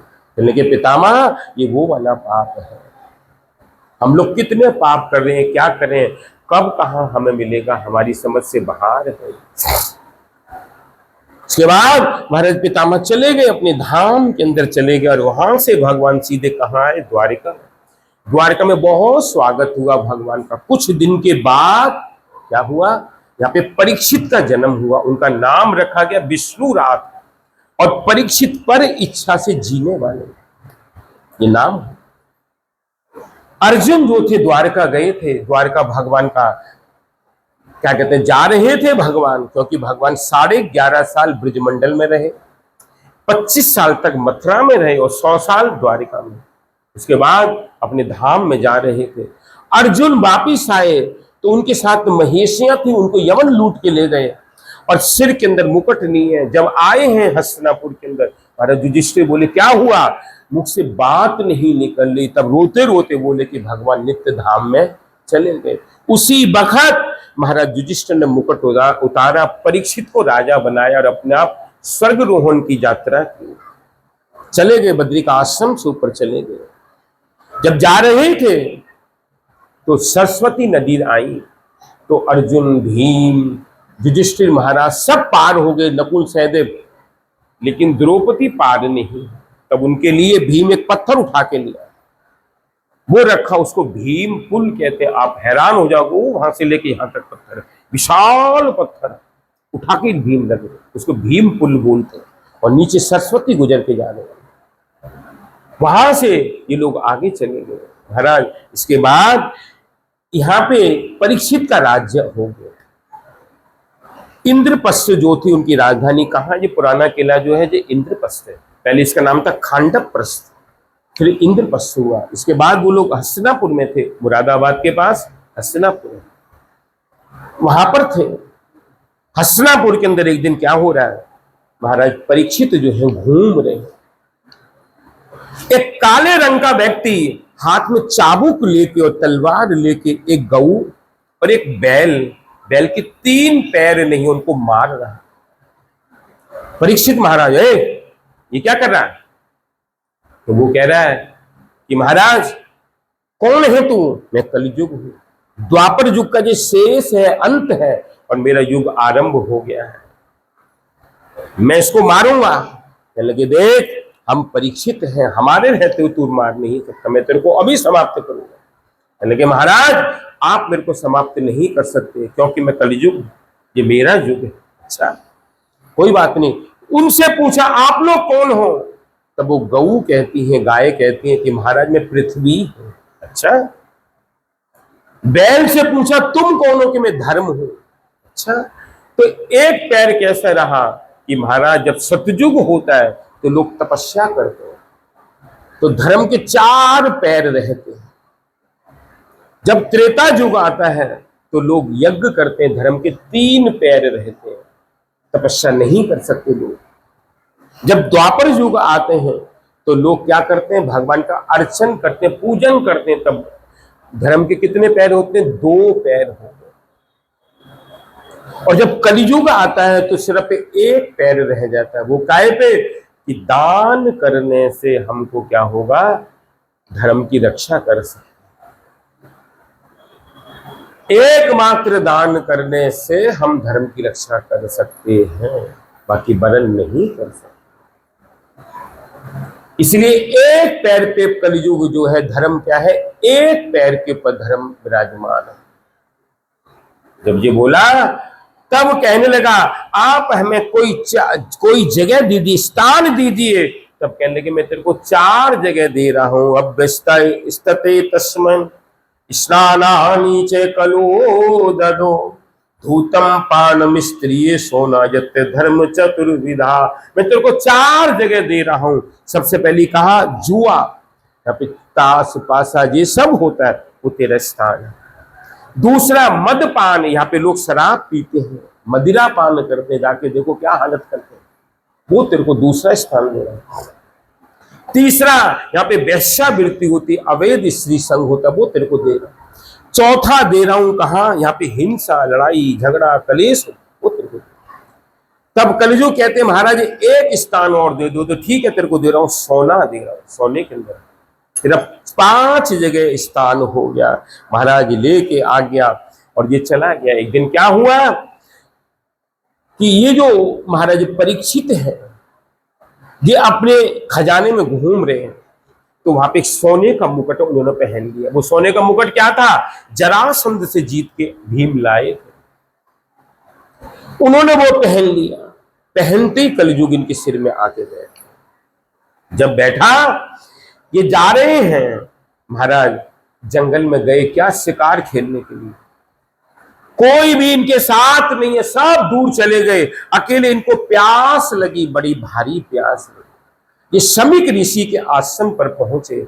शमीक ऋषि पेड़ के नीचे बैठे और इन्होंने जाके शमीक ऋषि के पास जाके बोला, वहां पे कोई नहीं, वो तो ध्यान में है, हम महाराज परीक्षित आए हैं, हमें प्यास लग रही है, पानी पिलाओ। कौन सुनता वहां पे? इनको क्रोध हो गया, बार बार बोलने से किसी ने पानी नहीं पिलाया, इनको क्रोध हो गया। जब क्रोध हो गया, महाराज साथ साथ इन्होंने क्या किया? मरा एक सांप वहां पड़ा था, उठा के इनके गले में लपेट दिया, इनके गले में लपेट दिया। जब गले में लपेट दिया और ये चले गए, वहां पे एक ऋषि कुमार खेल रहा, उसने जाके, इनके पुत्र हैं शमीक ऋषि के, श्रृंगी ऋषि, छोटा सा बालक है, उसको जाके कहा कि तुम्हारे पिता के, तुम्हारे आश्रम पर एक राजा आया था, उसने पानी मांगा, किसने पानी नहीं दिया, उसने क्रोध में आके तेरे पिता के गले में मरा सांप डाला। महाराज उसी वक्त वो तो इतने क्रोध में आ गया, उसने क्या किया? जल लेके कहते हैं कि जो हो सो हो, जिसने मेरे पिता के गले में मरा सांप डाला है, मैं उसको श्राप देता हूं, आज से 7वें दिवस उसकी तक्षक के डसने से मृत्यु हो जाएगी। और ये आया, आके देखा कि पिता के गले में मरा सांप लटक रहा है, चिल्लाने लगा, उनको उठाया, शमीक ऋषि की आंख खोली, जाके देखा गले में मरा सांप है। जब मरा सांप देखा, हटाया, उसका किसने डाला? एक महाराज आया था, उसने पानी मांगा, उसने डाला, मैंने भी श्राप दिया, आज से 7वें दिवस तक्षक के डसने से उसकी मृत्यु हो गई। तब कहने लगे कौन आया था? ध्यानस्थ होके देखा तो महाराज परीक्षित। गुस्सा हो गए मन के अंदर, अरे मूर्ख तूने ऐसा क्यों किया? अरे जब राजा धार्मिक नहीं रहेगा तो हम कैसे रहेंगे? जा महाराज परीक्षित को खबर दो, उनको श्राप लगा। सीधे चले गए। जाके महाराज परीक्षित अपनी राजधानी में जब आए, मुकुट उतारा, एकदम दिमाग घूम गया कि अरे ये तो गलत हो गया। वो बोल रहे हैं, उसी समय ऋषि कुमार जाके कहते हैं कि महाराज आप कोई उपाय कीजिए, शमिक ऋषि के पुत्र श्रृंगी ने आपको श्राप दिया है, आज से 7वें दिवस आपकी तक्षक के डर से मृत्यु हो जाएगी। जब इतना बोला महाराज, उसी वक्त महाराज परीक्षित ने अपने पुत्र जन्मेजय को तिलक किया और अपने आप शुक्रताल धाम के अंदर बट वृक्ष के नीचे गंगा जी की एक धार जाती है, उसको कहते हैं सुखदेव गंगा, वहां पे जाके बैठे। जब वहां जाके बैठ गए तो परीक्षित को जाने से महाराज वहां पे कौन आए? बड़े बड़े ऋषि वहां पर पधारे। अत्रि, वशिष्ठ, चवन, सारदान, अरिष्ट नेमि, भृगु, अंगिरा, पाराशर, विश्वामित्र, परशुराम, उत्थय, इंद्र प्रमद, मेघा तीर्थ, देवल, अरिष्टसेन, भरद्वाज, गौतम, पिप्पलाद, मैत्र, औरव, कवन, अगस्त, व्यास, नारद, व्यास जी तक पधारे। नारद जी पधारे, परशुराम, अगस्त ऋषि, विश्वामित्र, वशिष्ठ मुनि, अंगिरा, भृगु, कोई बाकी नहीं, सबके सवाल। उनके सामने बैठे परीक्षित महाराज कह रहे हैं कि जिनको श्राप लगा हो, जिनके 7 दिन बाकी है, उनको क्या करना चाहिए? कोई कह रहा है यज्ञ करो, कोई कह रहा है भोजन कराओ, कोई अपनी अपनी बात बोले।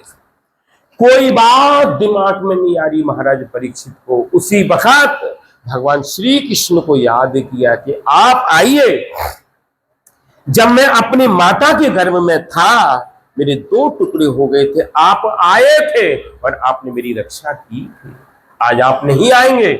उसी वक्त गांव के रास्ते से रसिक कुल चूड़ामणि सुखदेव जी महाराज आ रहे हैं, दिगंबर वेश है।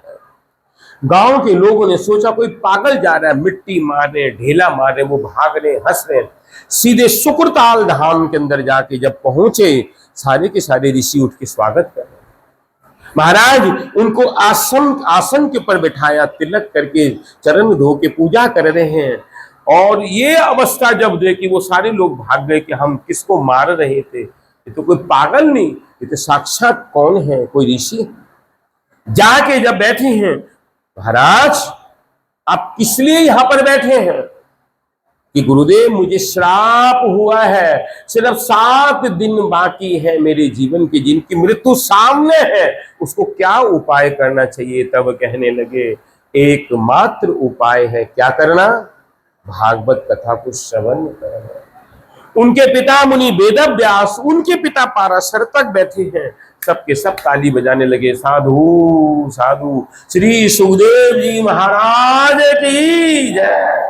जय जयकार होने लगी कि आज हमारा कितना सौभाग्य है, हमें भागवत कथा सुनने को मिलेगी। किसके मुख से? ये सुखदेव मुनि महाराज सुनने के लिए आरंभ हुई। तब परीक्षित क्या कर रहे हैं? प्रश्न कर रहे हैं। क्यों कह रहे हैं कि प्रभु आप बताइए, ब्रह्मा जी को भागवत दर्शन हो। जब ब्रह्मा जी आए तो चारों तरफ से एक ही आवाज हो रही है, क्या? तप करो, तप करो, तप। जब तप सुना, जब तप करने के लिए गए, उसके बाद भगवान की नाभि से आएंगे ब्रह्मा।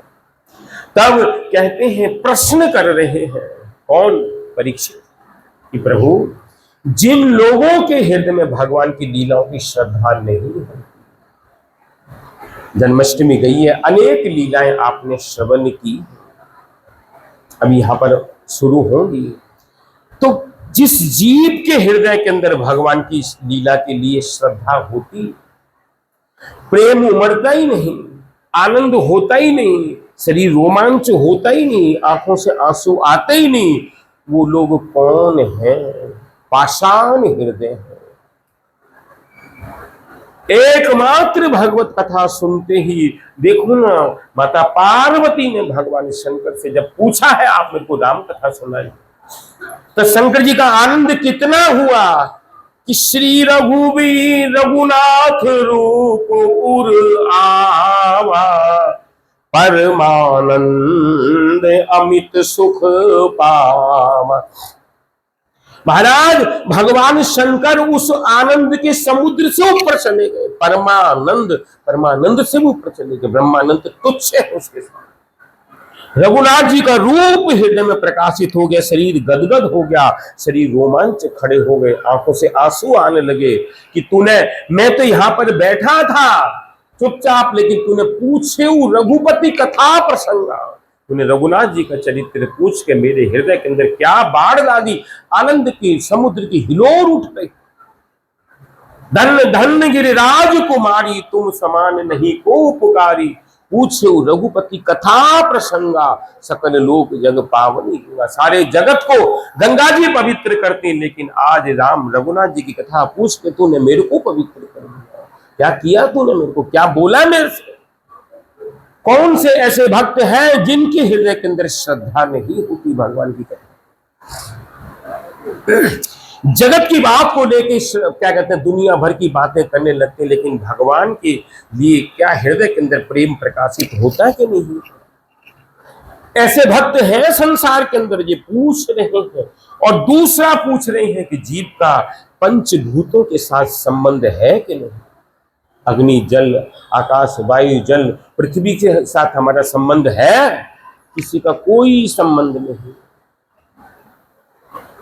जब हम जाएंगे, जितने दिन जाएंगे, जाने के दिन पृथ्वी अपना भाग ले लेगी, आकाश अपना ले लेगा, वायु अपना ले लेगी, अग्नि अपना ले लेगी, जल अपना ले लेगी। एक भी 5 चीजों से हम लोग चल रहे हैं, एक भी चीज बंद हो जाए, क्या हो जाएगा?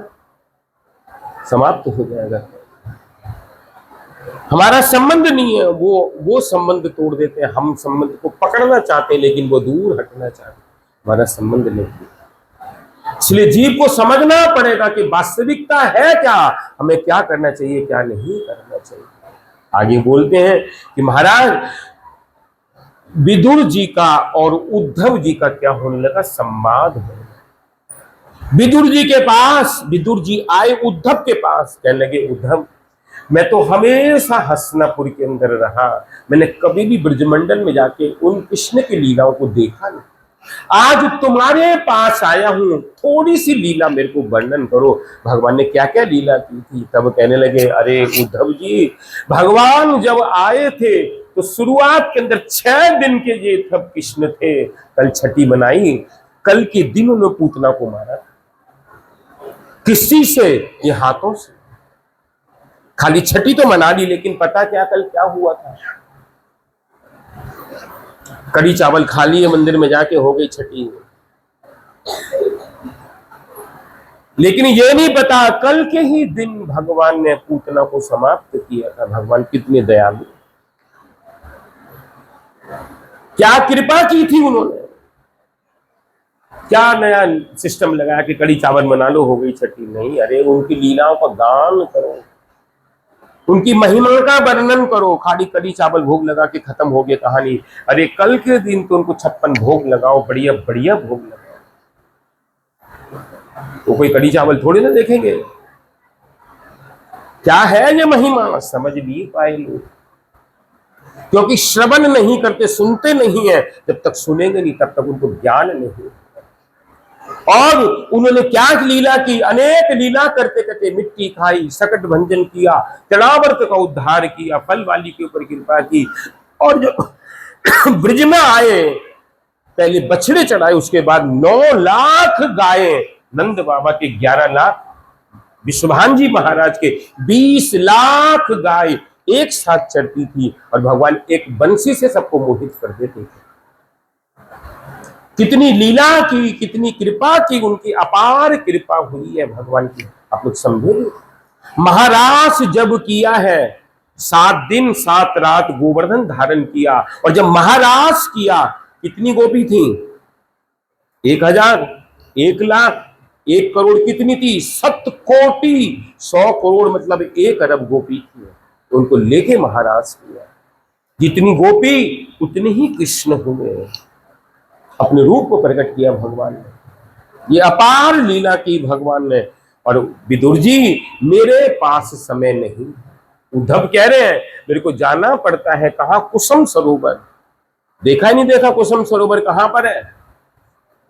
राधा कुंड के पास आगे जाके कुसुम सरोवर, वहां पे जाके गोपियों से मेरा मिलन होता है, इसलिए मैं उनके पास जाता हूं, वहां पे जाके मिलन करता हूं। ये बोला। आप मैत्री जी के पास जाइए, वहां पर कृष्ण कथा सुनना, मेरे पास समय नहीं, वहां जाके कथा सुन। सीधे चले गए मैत्री के पास और भगवान मैत्री जी से कहा कि आप मेरे को भागवत कथा श्रवण कराइए। तब भागवत कथा सुनाना शुरू किया। तब कहा कि जब जगत की उत्पत्ति होती तो सबसे पहले कौन आता? आप लोग थोड़े आगे आ जाइए, आगे आ जाइए, आगे बढ़ जाइए, माताएं आगे आ जाइए, आप लोग भी आगे आ जाओ, आगे आ जाइए।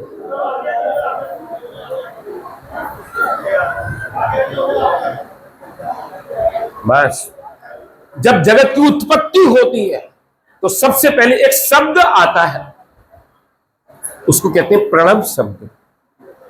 वो क्या है? ओम। हर एक का अधिकार नहीं है बोलने का। ओम के अंदर ऊपर होते हैं कौन? ब्रह्मा जी। मध्य के अंदर होते हैं भगवान नारायण और नीचे होते हैं भगवान शंकर। उसको कहते हैं प्रणव शब्द।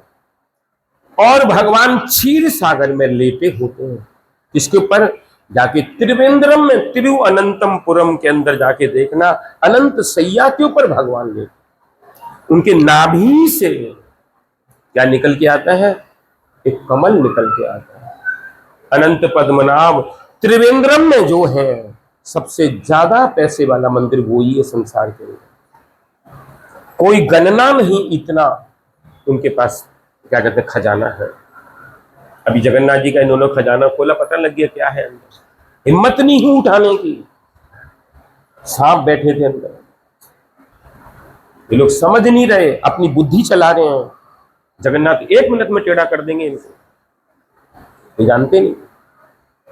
महाराज वहां पे अनंत सैया के अंदर नाभि से जगत गुरु जगत पिता ब्रह्मा जी प्रकट होते, और जब वो आते हैं ओम शब्द होता है, चारों तरफ जल ही जल। क्षीर सागर क्या है? दूध का समुद्र है। वो समझ नहीं पा रहे, वापिस कहां चले गए? कमल के अंदर चले गए, नाल में चले गए। जो कमल ककड़ी खाते हो वो नाल है, कमल की नाल है वो। कमल ककड़ी खाते हो ना, 4-5 छेद होते हैं, वो नाल। उसके अंदर घूम रहे हैं हजारों साल। वहां से दुखी होकर ब्रह्मा जी वापिस आ गए। वापिस आके जाके देखा, क्रोध हुआ ब्रह्मा को। उनकी बहुओं से यहां बीच में से एक पुरुष प्रकट हो गए। वो कौन थे? ये भगवान शंकर रुद्र, ये प्रकट।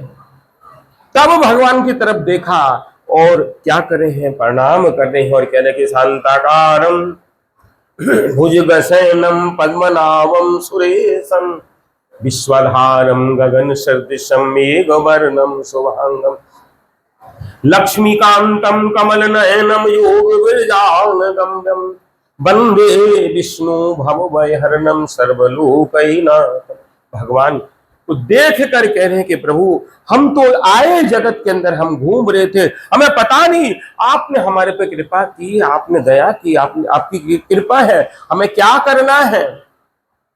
तब कहा आपको सृष्टि को उत्पन्न करना है प्रभु, हम तो कुछ जानते नहीं। तब अद्य ज्ञान उनको सारा का सारा 4 वेद उनको प्रकाशित किए मुक्त और सारा ज्ञान दिया। ये 4 श्लोक भागवत दी कि तुम जाओ, तुम कौन हो? कारण व्यवसायी विष्णु हो। तुम जाके, कौन महाविष्णु कहते, तुम जाओ और जगत को क्या करो? उत्पन्न करो, प्रकट करो सृष्टि को। ठीक है प्रभु, आज्ञा होगी। तब शंकर जी हाथ जोड़ के खड़े हैं, प्रभु मेरे लिए क्या आज्ञा है कि आप समय आने के ऊपर क्या करेंगे? प्रलय करेंगे। आप कौन हो? गर्भोदशाई विष्णु।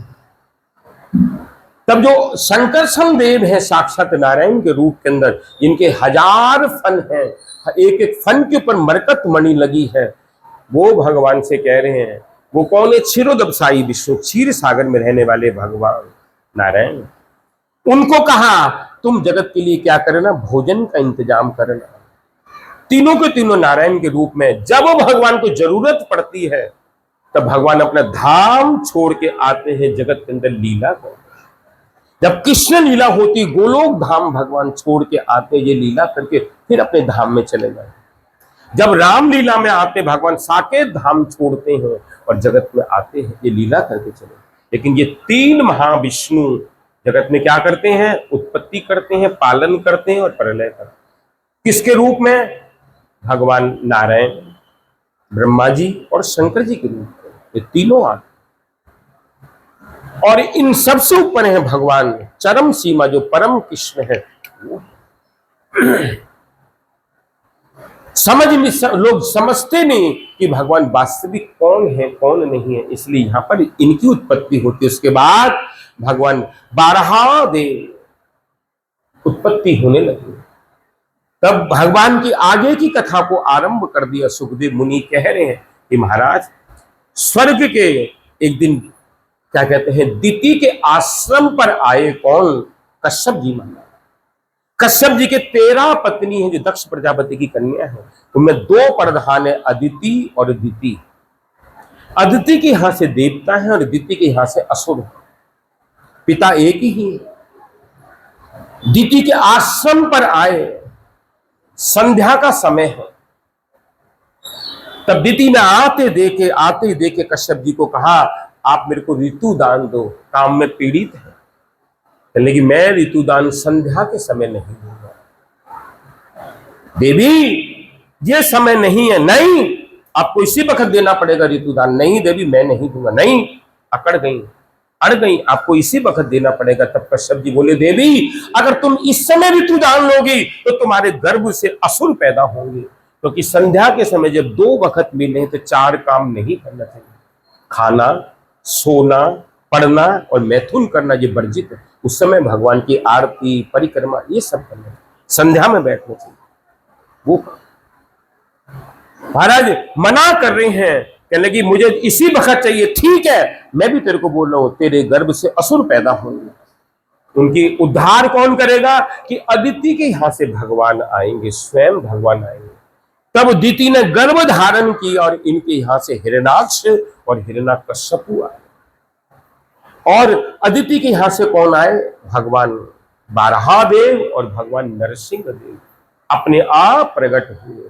तो भगवान बारहादेव, जब ये अदिति क्या हुआ, एक दिन सनक सनंदन सनातन सनत कुमार जो द्वारपाल हैं वैकुंठ के, उनके पास आए हैं सनकादिक ऋषि, आए जी चतुर्सन, और कहने लगे, दरवाजा खोलो, हम दर्शन करेंगे। उन्होंने कहा, आपकी जब मर्जी होगी आप आएंगे और हम दरवाजा खोलेंगे। ये नहीं होगा, आप समय पे आओ। उसी वक्त क्रोध में आके श्राप दिया दोनों, मैं तुम्हें श्राप दे रहा हूं, तुम दोनों असुर हो जाओ। जब महाराज शोर मचा तो अंदर से भगवान निकल के आए वैकुंठ से। भगवान के गले में क्या है? बनमाला, तरह तरह के फूल हैं, उसके ऊपर भौरे गुंजार करे हैं। एक फूल आता है, उसको कहते हैं दमनक फूल, पत्ती जैसी होती, खुशबू बहुत होती है। उसको चुराने के लिए जगन्नाथ वल्लभ उद्यान में जाते हैं, उसको कहते हैं दमनक फूल। महाराज वो भौरे गुंजार कर रहे हैं, उनकी जब खुशबू आई, इस चतुर्सन को होते, जो चतुर्सन कहते हैं। हम चतुर्सन कौन थे? ब्रह्मानंद में मगन थे, लेकिन भगवान के कंठ की जब माला को हमने छुआ, सूंघा, उसके सूंघने मात्र से हमारा ब्रह्मानंद चला गया। हम समझ नहीं पाए कि ब्रह्मानंद है। कृष्ण रसायन जैसा रस संसार में कहीं भी नहीं। ये होना है चतुर्सन। तब यहां पर महाराज भगवान क्या हुआ? हिरण्याक्ष और हिरण्यकश्यप को कहते राज्य पूरा। और हिरण्याक्ष जो है क्या कर रहे हैं? चारों तरफ जाके ये कथा, ये कीर्तन, ये यज्ञ, ये सब कुछ बन अनाचार चारों तरफ फैला है। इनके हत्याचार से पृथ्वी देवी कहां चली गई? पाताल में चली गई। जब पाताल में चली गई तो ब्रह्मा जी से प्रार्थना करी है पृथ्वी कि आप तो कृपा करिए हमारे पे, हमें तो पाताल में भेज दिया इसने। भगवान वहां से बारहा के रूप में आए। ये साधारण सुगर को देखोगे, ऐसे सुगर नहीं थे, अलग बारहा थे। चतुर्भुज रूप है शुगर का, अपने मुंह के ऊपर एक क्या किया, सींग लगाया और उसके ऊपर पृथ्वी को विराजमान किया। बसती दसन शिखरे धरनी तब लगना, शशिन कलंक कले निमग्ना, केशव दीता शुकर रूपा जय जगदीश। भगवान बारहा के रूप में कहां से आ रहे थे? समुद्र में से आ रहे हैं महाराज। उस समय ये हिरण्यकश्यपु कहां गए? इंद्र के पास। इंद्र ने कहा भैया हम तो तेरे भाई हैं, तू समुद्र में जा। ये समुद्र में जाके गदा मारा, गदा पानी कह रहा हो उछल रहा, महा उछल रहा। ये लेके भगवान बारहा देव जो थे आ रहे थे, तो पृथ्वी को अभिमान हो गया, बड़ा भारी अभिमान हो गया पृथ्वी को।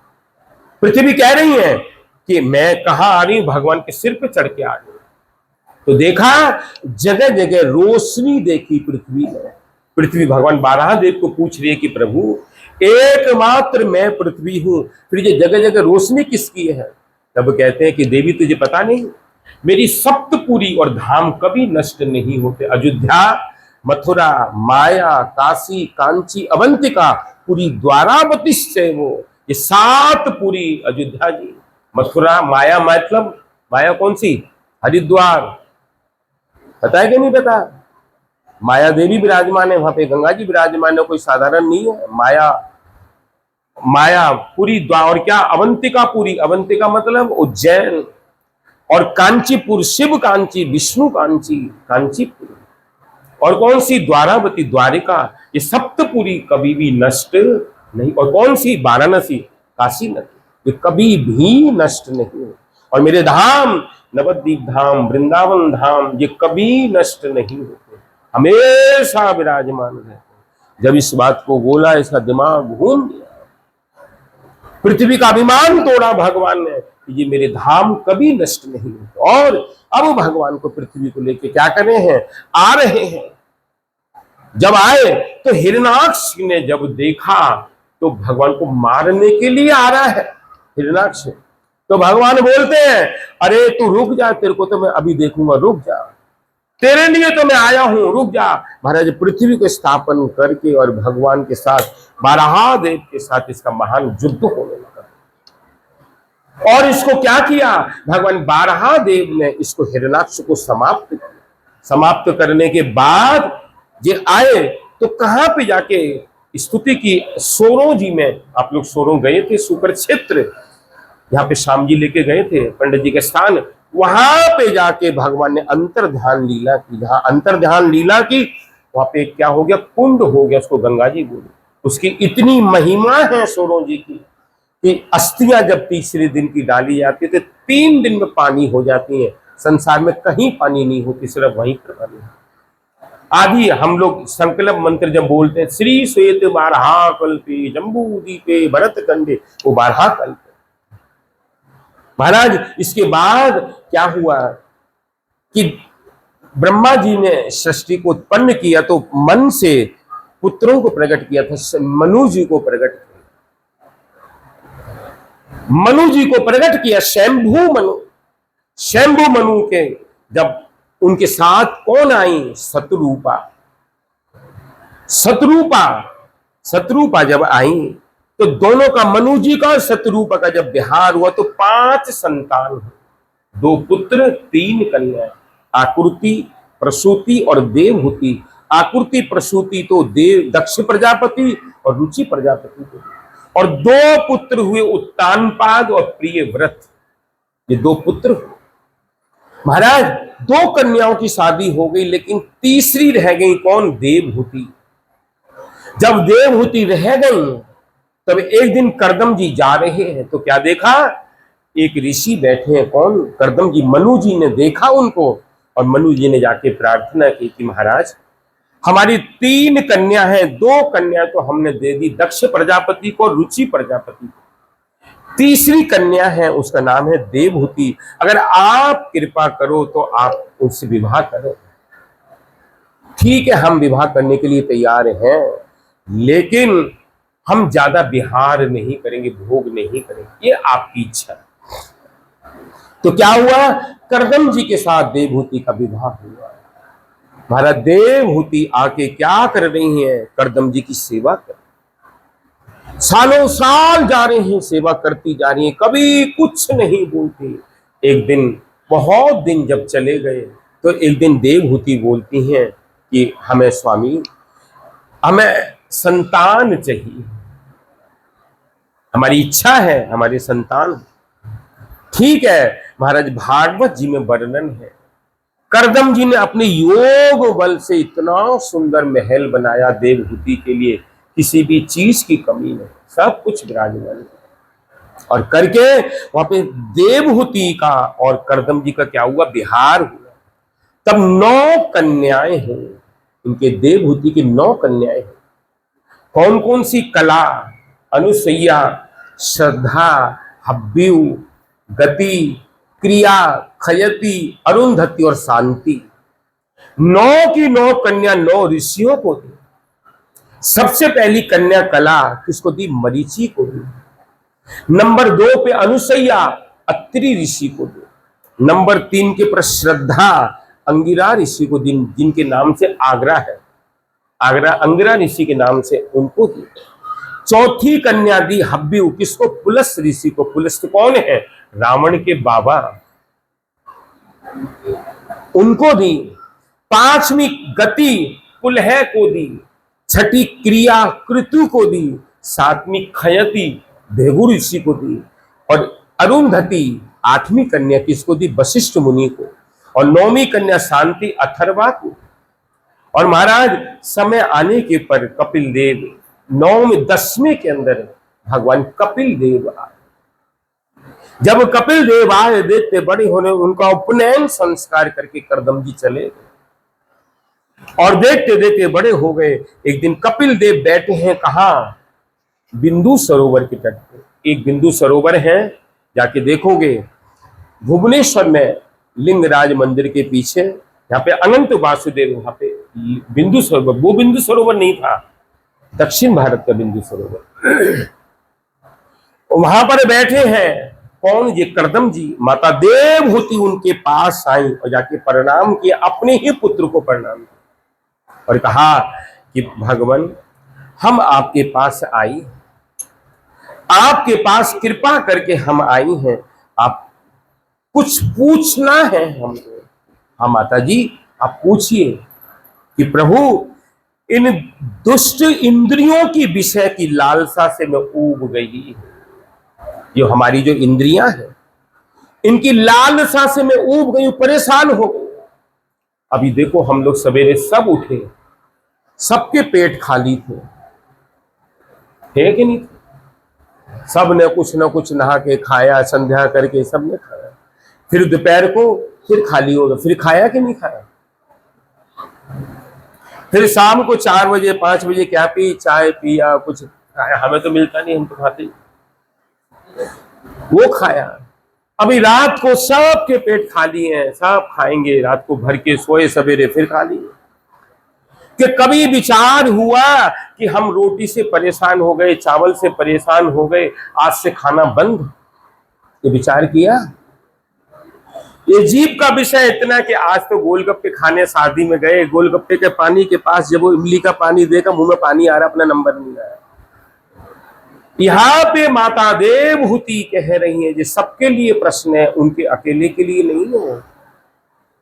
ये सबके लिए भगवान ने हमारे ऊपर कितनी कृपा की। अगर साल भर गोभी कोई रखते तो हर 2 महीने के बाद भगवान सब्जी भी बदल देते हैं, फलों को भी बदल देते हैं। तुम्हारे ऊपर उन कितनी कृपा करते हैं, कितनी खाने की वस्तु बनाई है भगवान ने। क्या कभी विचार किया आपने? जो जहां जिस इलाके का व्यक्ति, उसको वहां वैसा ही खाना कर दिया।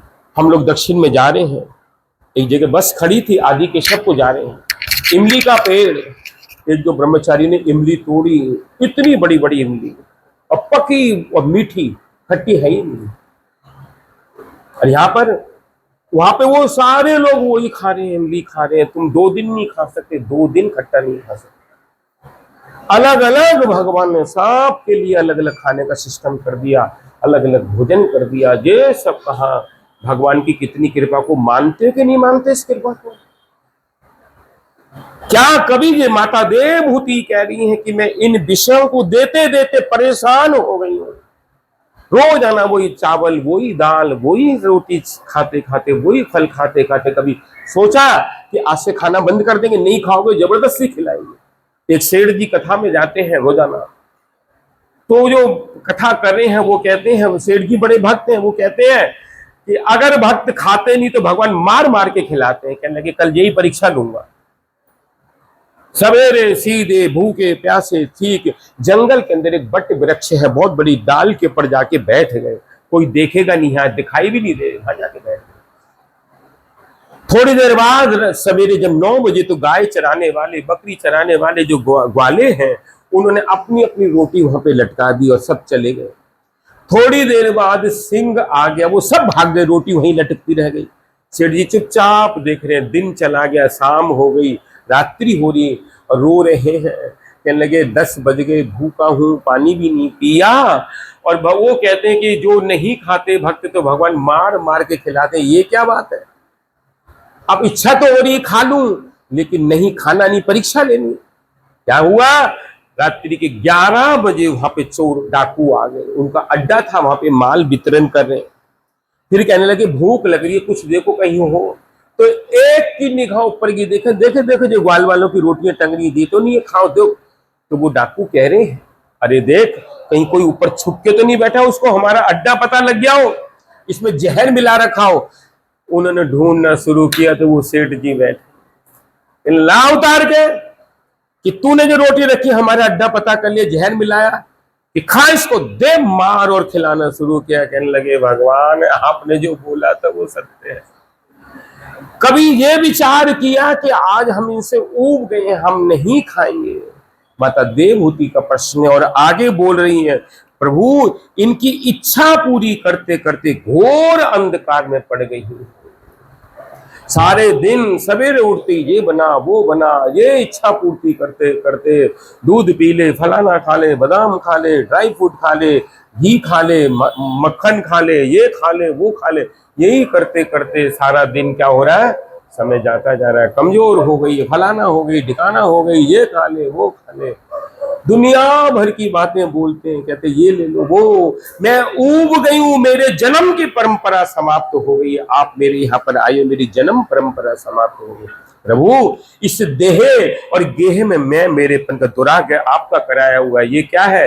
ये मेरा है, ये घर आपका, इसको संभालना है, इसमें ये करना वो करना है। यहाँ गए वहां से दुनिया भर के गहने इकट्ठे करना है, ये करना है वो करना है, दुनिया भर के श्रृंगार इकट्ठे। और जाने के दिन कुछ भी नहीं, सब यहाँ पे पड़ा रहेगा, फेंको फेंको, कोई लेने वाला नहीं उसको। ये क्या है? ये प्रभु आपका कराया हुआ है, अब आप मेरा मोह दूर कीजिए, भगवान बोल रहे हैं। तब भगवान कपिल देव बोले माता जी मन से ही जीत है, मन से ही हार है। जो मन हमने संसार में लगा रखा है, वही संसार अगर मन हम भगवान में लगा लें तो हमारा क्या हो जाएगा? परम कल्याण हो जाएगा, परम कल्याण हो जाएगा। और उसके लिए हमें जीवन के अंदर किसको देखना पड़ेगा? कोई साधु आ जाए, साधु आके बताएगा। साधु कैसे होंगे? यहां पर भगवान कपिल देव साधु की महिमा बोल रहे। तितिक्षवा कारुणिकम सुहदम सर्वदेहिनाम अजात शत्रवा शांता साधवा साधु भूषणा। माता जी साधु कौन होंगे? तितिक्षवा कारुणिका, किसी से कोई मतलब नहीं होगा, कोई कारण नहीं। और क्या? सुहदम सर्वदेही नाम, सारे जगत के लोगों का क्या करने वाले होंगे? कल्याण करने वाले होंगे, सबके ऊपर कृपा करने वाले होंगे। सब कोई मतलब नहीं होगा, कोई लेना देना नहीं, कोई कुछ नहीं, लेकिन सबके ऊपर कृपा करने वाले होंगे। और अजात शत्रुवा, उनका कोई शत्रु नहीं। शांतः, एकदम शांत होंगे। और क्या कि साधवा, ये साधु का क्या है? मुख्य लक्षण है, गौण लक्षण है। और यहां पर ये नहीं बोला कोई स्त्री होंगे, पुरुष होंगे, लाल कपड़े होंगे, पीले कपड़े होंगे, काले होंगे, सफेद होंगे, कि वस्त्र उतार देंगे, ये सब नहीं बोला। गृहस्थ में होंगे, वानप्रस्थ में होंगे, सन्यासी होंगे, ब्रह्मचारी होंगे, ये नहीं बोला। साधु कहीं भी हो सकता, कोई भी साधु हो सकता है माता जी, कहीं भी साधु हो सकते हैं। और कैसे होंगे और क्या भाव होगा उनका? मयि अनन्य भावेन भक्ति कुर्वन्ति ये धड़ाम मत कर्म तक्त कर्माणम सजन बांधवा। माता जी, मयि अनन्य भावेन भक्ति कुर्वन्ति ये धड़ाम, मेरी अनन्य रूप से भक्ति को करने वाले वो मेरे साधु हैं। ये नहीं मंदिर में गए सारे दुनिया भर के देवताओं की पूजा कर रहे हैं। अरे भाई, तुमको मना नहीं किया पूजा करने के लिए, सारे देवताओं देवी को अपमान नहीं करना, जाके पूजा करना, हाथ जोड़ना और उनसे क्या मांगना? हमको कृष्ण भक्ति दी। मीरा जी क्या बोलती हैं? मेरे तो गिरधर गोपाल दूसरो, जाके सिर पे मोर मुकुट मेरो पति सो। कौन होंगे? मयि अनन्य भावेन भक्ति कुर्वन्ति, मेरी जड़हा भक्ति को करने वाले वो मेरे साधु हैं। अनन्यता आई नहीं तो भक्ति वहां पे आरंभ भी नहीं, अनन्य भाव आया ही नहीं तो भक्ति आरंभ होगी कहां से? दुनिया भर के झमेले सिर के अंदर पाले हैं कि इसको भी पूज, उसको भी कर, इसको भी कर, ये भी कर। इस सब के करने से कोई फायदा होने वाला। माता जी, अनन्यता करना और मेरे लिए क्या करना? कर्म करना, मेरे धाम के अंदर जाना, एकादशी व्रत करना, पालन करना, कार्तिक व्रत करना, धामों के अंदर जाना, ये सब करना। इसके करने से मेरी भक्ति को तुम प्राप्त करोगे और दुनिया भर के झमेले करोगे तो वहां पे भक्ति प्रधान नहीं, वो प्रधान भक्ति नहीं होगी। और क्या करना? मदाश्रया कथा मिष्टा समयंती कथयंती दे तपंती विविधा स्थापा नेता गत चेतसा। माता जी क्या करना? मदाश्रया, मेरे आश्रय रह के भजन करना। और ये जो कथा हो रही है, कथयंती दे समयंती दे कथयंती दे, इसको सुनना और इसको बोलना, जाके जो लोग आए नहीं घर से उन लोगों को जाके ये कथा को क्या करना? सुनाना। क्या तुम एक बार भी जो लोग नहीं आए उनके मुख से हरे कृष्ण नहीं बुलवा सकते? बोलो। जो लोग नहीं आए या तो उनको लेके आना है, एक दिन के लिए भी आए, एक पल के लिए भी आए। वो स्वामी जी तो कहते हैं एक घड़ी आदि से पुनियाद, तुलसी संगत साधु की कटे कोटि अपराध। आधी घड़ी भी आके अगर बैठेगा ये भगवत कथा को सुनेगा, मेरी बात नहीं है कि मेरी कथा को सुन। यहां पर लिखते हैं कि मदा आश्रया कथा मिष्टा समयंती कथयंती। आगे क्या करना? इस कथा को श्रवण करना और सुनना, सुनने के बाद उन लोगों को जाके बोलना, जो नहीं, उनको प्रेरित करना कि सारा जन्म तो तुम्हारा चला ही जा रहा है, 9 दिन की कथा, दूसरा दिन तो चला गया और 7 दिन बाकी रहे। अरे भैया कुछ तो श्रवण कर ले, इस सुनने से फायदा होगा। तपयंती विविधास्तापा, तप करना मेरे लिए। क्यों? एक दिन आया जन्माष्टमी का, बोलो 24 घंटे कौन भूखा रहा है? शाम को होते ही एक आध दो है, शाम को होते ही कुछ खा ले, पानी पी ले, नींबू पानी पी ले, कुछ खा ले, फलाना कर ले, ढिकाना कर ले। एक भी दिन तपस्या करने को तैयार नहीं। कोई भक्त हैं जो तपस्या को क्या करते हैं? 24 घंटे, रात्रि के 12 बजेंगे जब अभिषेक होगा, जब तक चरणामृत नहीं लेंगे तब तक पानी भी। और नहीं तो क्या दिन के अंदर आगे कचौड़ियां खा रहे हैं, भटूरे खा रहे हैं, शर्म नहीं आती तुम्हें? तू भी खा ले, ये शर्म नहीं आती तेरे को? अरे उस दिन तो अन्न किसी को देना ही नहीं चाहिए, ना ही किसी को प्रेरित करना चाहिए कि तुम खा लो। खाने हैं, अगर भूख लग रही फल खा लो, नहीं रह सकते तो नहीं, हम तो यही खाएंगे, फलाना करेंगे। ऐसा करने से तुम्हारा क्या होगा?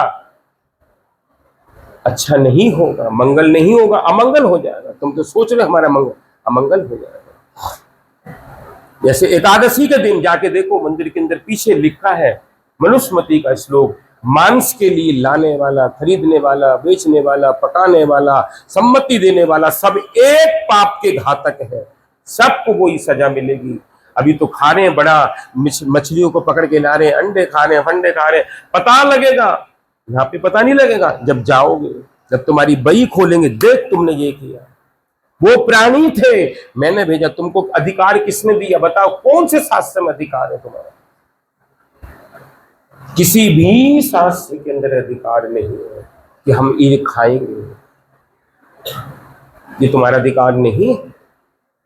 तुम थोड़े दिन के लिए आए हो यहाँ पे, यहां से जाना पड़ेगा तुमको। ये कड़वा सच सबके लिए है, यहां से जाना पड़ेगा। जिस दिन जाओगे उस दिन तुम्हारी बही खाते खुलेंगे। यहाँ पर तो जो वर्णन है, जमदूत पकड़ के ले जाते हैं, घसीट के ले जाते हैं, गले में फंदा डाल के, और जब ले जाते हैं तब एक भूमि आती है, एक रास्ता आता है। वो रास्ता कैसा है? उस रास्ते के ऊपर नुकीले पत्थर है, जैसे चक्कू होते हैं, जैसे वो कांच लगाते हैं तोड़ तोड़ के, उसके ऊपर से घसीट के ले जाते हैं। फिर जब वो समाप्त हो जाता है तब गरम बालू आती, जिसमें चने भुन जाए, ऐसी बालू आती, उसके अंदर से ले जाते हैं। फिर उसके बाद बैतरनी नदी के किनारे जाके खड़ा कर देते हैं। वहां पे एक व्यक्ति बैठा, वो बोलता है, तूने गौ दान की थी? कहता नहीं की। वो धक्का मार देते हैं उसके अंदर। वो काय की नदी है, जानते हैं बैतरनी? ये जो थोड़े हो जाते हैं, पस जो निकलता है, बलगम मल मूत्र की नदी है। बड़े बड़े उसके अंदर जीव पड़े हुए हैं, उसके अंदर धक्का मार देते हैं, उनको खाता है। उसी से वो काट रहे हैं, किसी तरह उसको पार करता है, तब वहां जाके पहुंचता है। तब वहां पे जमदूत पकड़ के ले जाते हैं, कहा चित्रगुप्त के पास। वो पूछते हैं, जमराज इतने दयालु धर्मराज, वो पूछते हैं, इसने कभी शुभ कर्म किया, कभी भगवान का नाम लिया? एक बार देख। तब वो देखते हैं कि हाँ, धर्मशाला के अंदर भागवत हो रही थी, वहां पे इसने कृष्ण नाम लिया था। कहने लगे इसके सारे पाप नष्ट कर दो, खत्म, इसको भगवत धाम में भेज दो। और लिखा जाता कहीं एक बार भी नहीं लिया। और इसने बड़े पशु खाए, बड़ी मछली खाई, बड़े आमलेट खाए। ले जाओ इसको, ले जाके जाओ यमालय के अंदर, यमालय के अंदर जमदूत ले जाके उसको बड़ा बड़ा कष्ट देते। मेरी बात नहीं है, तुम यहाँ पे पढ़ो, पंचम स्कंद को पढ़ो, सुखदेव जी लिख रहे हैं, बोल रहे हैं, नरक का वर्णन कर रहे हैं। आगे सुनोगे इसको, समझना चाहिए। यहाँ पे माता जी को बोल रहे हैं, माता जी मेरी कथा को मेरे लिए तपस्या करना। साधारण बात नहीं बोल रहे भगवान कपिल देव। और एक क्या, सतंग प्रसंगा मम वीर संविदो भवंती हरि कर्ण रसायन कथा। माता जी, अगर कोई मेरा वैष्णव मिल जाए, कोई साधु मिल जाए, उसके पास जाके संसार की बात नहीं पूछना, मेरी कथा को पूछना। ये नहीं बोलना जाके कि मेरी शादी नहीं हो रही, मेरे लड़के की शादी नहीं हो रही, लड़के की शादी नहीं हो रही, मेरा बिजनेस फेल हो गया, फलाना हो गया, मैं क्या करूं? उसके पास जाके हरि कथा को पूछना। सतंग प्रसंगा मम बीर्ज संविदो, मेरी बीर्जवती कथा को पूछना उनके पास जाके, उससे तुम्हारा मंगल होगा, परम मंगल होगा। ऐसे मंगल नहीं होने वाला। तब माता देवहूति कहने लगी कि प्रभु, हम तो मोटे दिमाग की स्त्री जाती है, हमको कौन सी भक्ति करनी चाहिए? तब भगवान कपिल देव कह रहे हैं, माता जी आपको अहेतु की भक्ति करनी है। जो अहेतु की भक्ति को अलावा और कोई दूसरी भक्ति को करने का कोई प्रश्न नहीं, कोई और हेतु नहीं, एकमात्र अनन्य भक्ति को करेगा। अहेतु की भक्ति, सारे के सारे भक्तों ने अहेतु की भक्ति को किया है, प्रेम भक्ति को किया है। उस भक्ति को करने मात्र से मेरी कृपा के तुम पात्र हो जाए। तब मेरा अष्टांग योग करना। अष्टांग योग के अंदर क्या करना? सवेरे उठना, भगवान को स्नान ध्यान करके, संध्या करके भगवान को उठाना, उनको कुछ भोग लगाना, आरती करना। आरती के बाद उनके जो वस्त्र हैं वो लेना, उनको पहुंचना, सब फूल तुलसी जो बासें सब हटा देना, फिर उनकी पूजा करना, पूजा करके कुछ भोग लगाना, दोपहर को फिर उनको भोग लगाना, आरती करना, उसको कहते हैं भोग आरती। 9 बजे जब श्रृंगार होता है उसको श्रृंगार आरती बोलते हैं। उनको फिर सैन दे देना, ये नहीं देना कि प्याज बना दी, लहसुन बना दिया, फलाना बना दिया, ये सब नहीं भोग लगेगा। भोग जो भगवान को भोग नहीं लगता वो हम खाएंगे भी नहीं और भोग लगाएंगे भी। उसके बाद संध्या को 4 बजे फिर उनको उठाना, उस समय फल का भोग लगाना, कोई जूस का भोग लगाना, ड्राई फ्रूट देना, संध्या को आरती करना, आरती के बाद फिर उनको जो भोग बनाना है वो भोग लगाना। चीनी का भोग लगा दिया, मिश्री का भोग लगा दिया, दूध को तू भी खा के सो जा, चीनी मिश्री नहीं, जो लगा है वो ही भोग लगा। तब जाके ये क्या होगा, भगवान का क्या सेवा होगी, इससे तुम्हारा परम मंगल होगा। ये अष्टांग योग बतलाया, अष्टांग योग बतला के मेरे लिए शुभ कर्म करना। और भगवान कपिल देव आगे की कथा हम लोग कल बोलेंगे।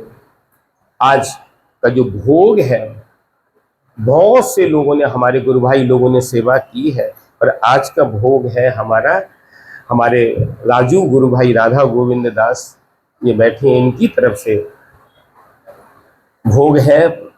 और जो मुख्य यजमान है माता मूर्ति देवी, उनकी तरफ से। इसलिए जो भगवान के भक्त यहाँ पर सेवा करना चाह रहे हैं, रोजाना भंडारा वहाँ पे चल रहा है, गुरु जी का शताब्दी उत्सव चल रहा है। इसके अंदर जिसको सेवा देनी है, हमारे मुकेश जी और लाल कुणाल, इन लोगों के पास अपनी सेवा दे सकते हैं, भंडारे की सेवा, किसी भी तरह की सेवा को दे सकते हैं। और आगे की कथा कल आप लोग आएंगे। अभी संकीर्तन गाइए और सवेरे ठीक 6:30 बजे 7 बजे पूजा यहाँ पे शुरू होती है। आप लोग कोई भी आए और आके बैठ सकते हैं, कुछ भी नहीं लाना और पूजा में आके योगदान दे सकते हैं।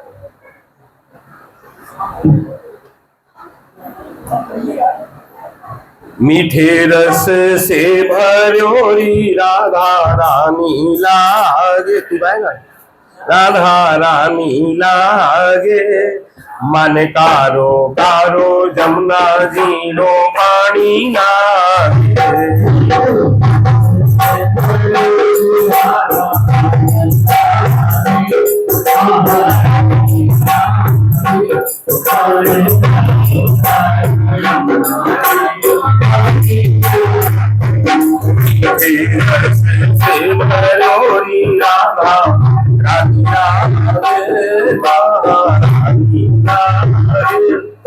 मन कारो कारो जमुना जी लो पानी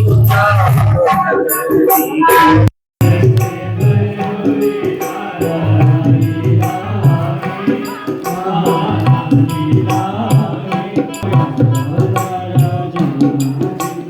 Bye.